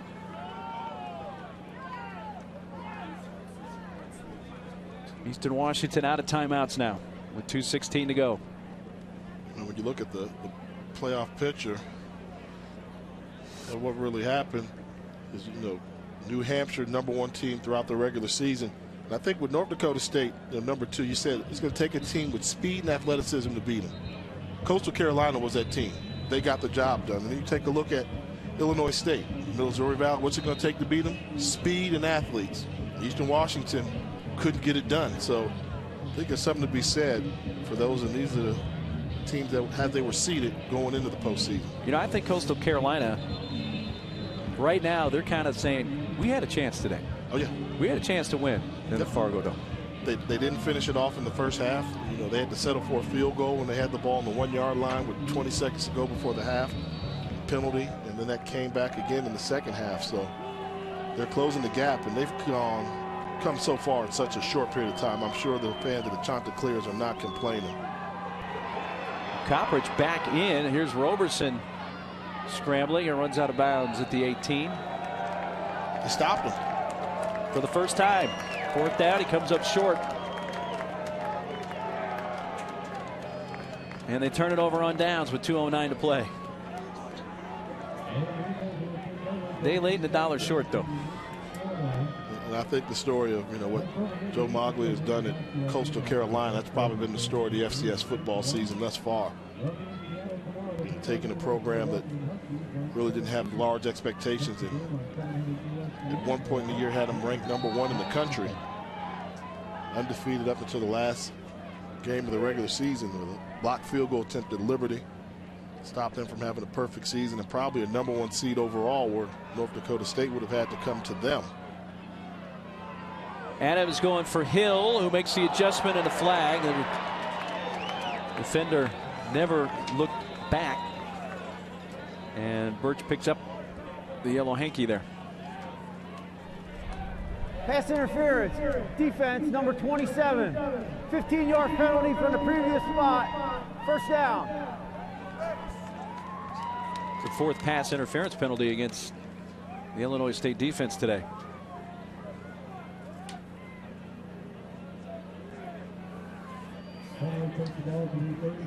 Two years ago on this very same field in the quarterfinals, Illinois State was beaten 51-35. And then Eastern Washington lost to Sam Houston State the following weekend in the semis here, 45-42. Nice catch. And an ankle tackle brings down Mitchell. First down stops the clock briefly with 1:54 to go.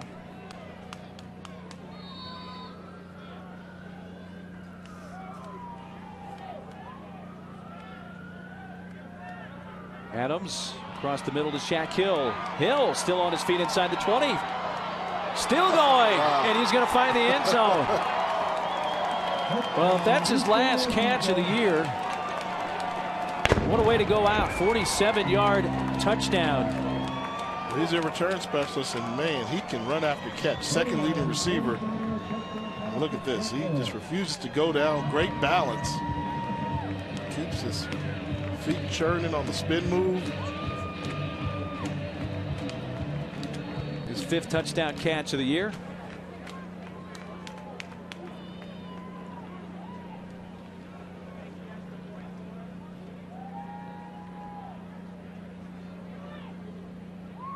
(59-46). Well,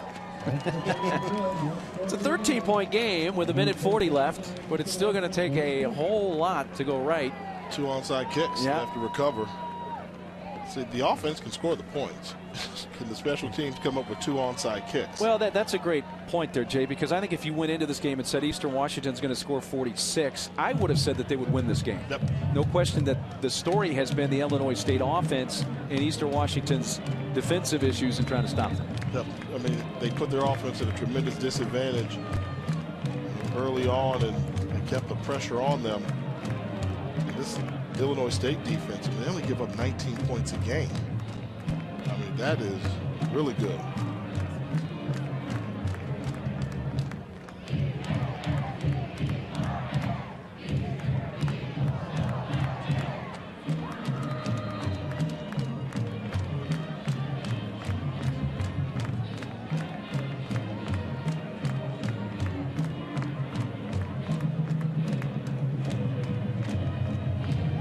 Onside kick upcoming here with 1:40 left.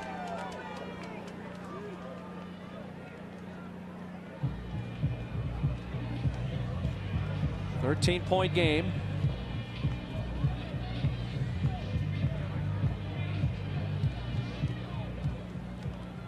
Now there's apparently a medical issue in the stands. There was a thinking that the ambulance over there may be brought across the field. They're going to attend to that individual without the ambulance coming across the field.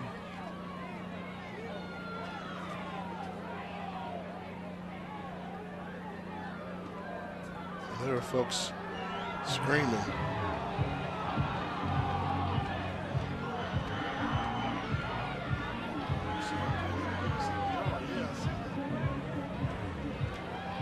Actually doing CPR on an individual in the stands. So football is suddenly taking a complete back seat with the issue going on in the stands here at Cheney Field, or in Cheney, Washington, or Roos Field. Medical crew now about to reach that individual. So that has stopped the game. With good reason.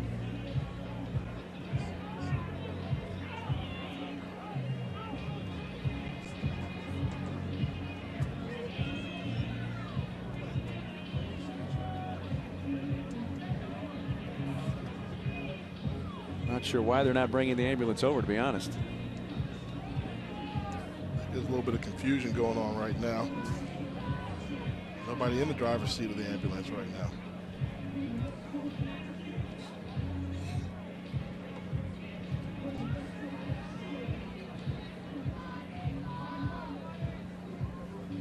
So the teams have gone to their respective sidelines.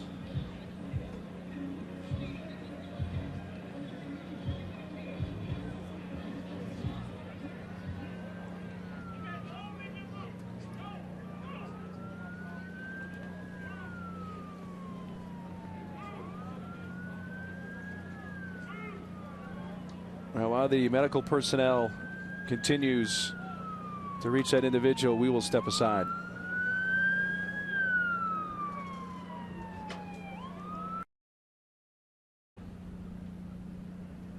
Well, this game at Roos Field in Cheney, Washington has come to a sudden halt with 1:40 left in the fourth quarter, and Illinois State leading Eastern Washington 59-46, and the game has taken a complete back seat as you see players on a knee. There was prayer that was going on with some of the Eastern Washington players as well as the Illinois State players. There is a fan who was being attended to right near the bottom of the stands closest to the field, where there is a small staircase, and medical personnel are attending to that individual now.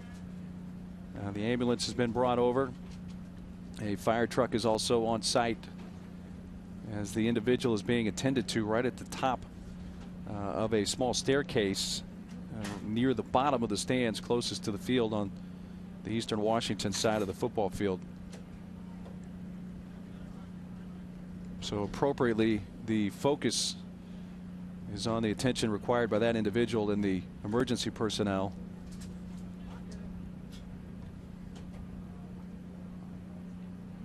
So we will step aside again as that process continues here at Roos Field.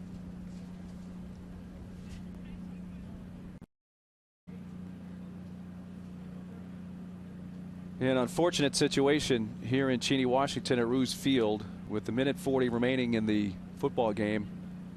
An individual from what we were told, full cardiac arrest is being attended to there at the bottom of the stands closest to the field behind the Eastern Washington sideline. And from what we were told, this individual needing attention immediately at this point. And as a result, the medical personnel has been administering CPR as well as some IVs to this individual. So appropriately, the game has stopped. What we will do for those of you watching on ESPN3, we'll take a respite. It will indicate on your computer screen that the game will resume shortly. But we don't have an exact time when that may be, obviously, because of the pressing circumstances here and the more vital situation of attending to the individual right now from the medical personnel. So we will step aside again, and again on ESPN3 when the game resumes. You will see it on your computer screen from here in Cheney, Washington.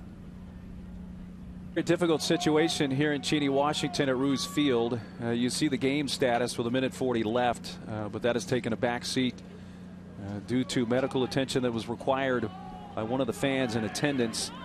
We have been told the individual who received CPR and left here in an ambulance is the parent of one of the Eastern Washington players. The name of that player has not been released. Prayers from both sides, and just a really unfortunate scene here at Roos Field. The teams, as you saw the ambulance leave a few minutes ago, have been given a few minutes to warm up. The conclusion of this game will happen, but very difficult circumstances here in Cheney. With 1:40 to go, a 13-point lead for Illinois State, and an onside kick coming here from Eastern Washington.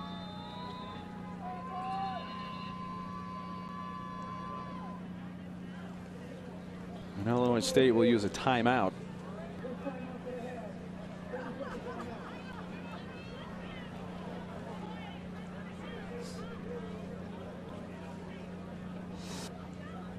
Well, winner of this game will face New Hampshire, the #1 seed, next weekend at New Hampshire. North Dakota State, Sam Houston State is the other semifinal. That will be in Fargo.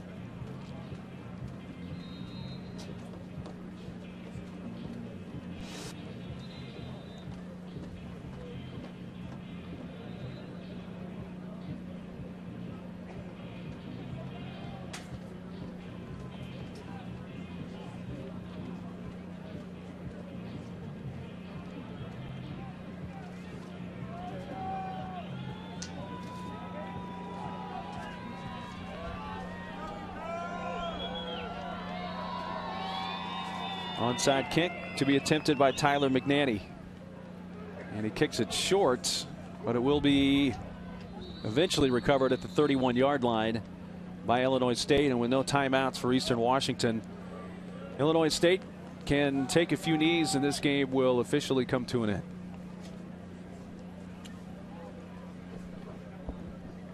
Tough way to end a football game. Obviously, health is foremost, and football is just a sport. And you get reminders of reality. And our thoughts and prayers to the family of the Eastern Washington player.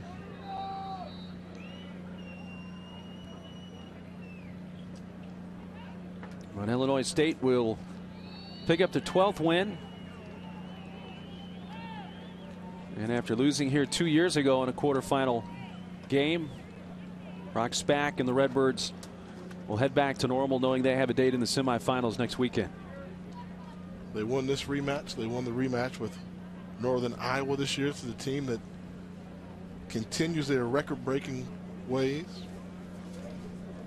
One win away from making it to the FCS National Championship game, which would do wonders and speak wonders for the program and the job that they've done in Normal, Illinois. Nothing normal about this football team. They're good.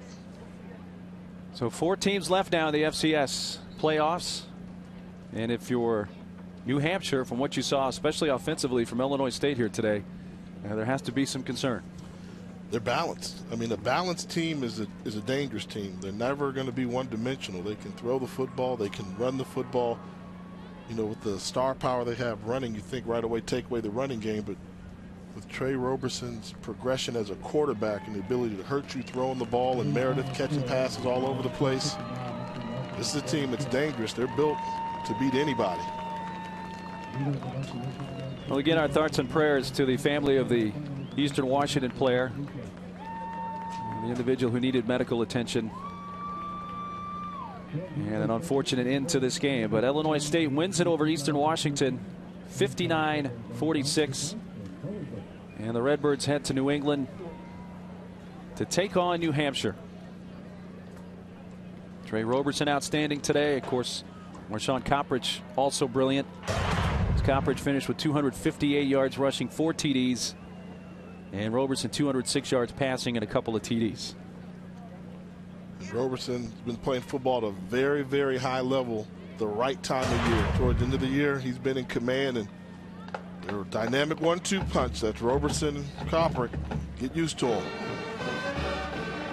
So again, the final score, Illinois State 59 and Eastern Washington 46. Well, to watch this entire game on replay as well as other games on our family of ESPN networks, log on to watchespn.com or download the Watch ESPN app. For Jay Walker and our entire ESPN crew, I'm Mark Neely. Thanks for sharing this one with us. To get our thoughts and prayers to the family of the Eastern Washington player due to the medical attention he required just a short time ago. Illinois State moves on. They'll play New Hampshire next weekend in the FCS semifinals. So long from Cheney, Washington.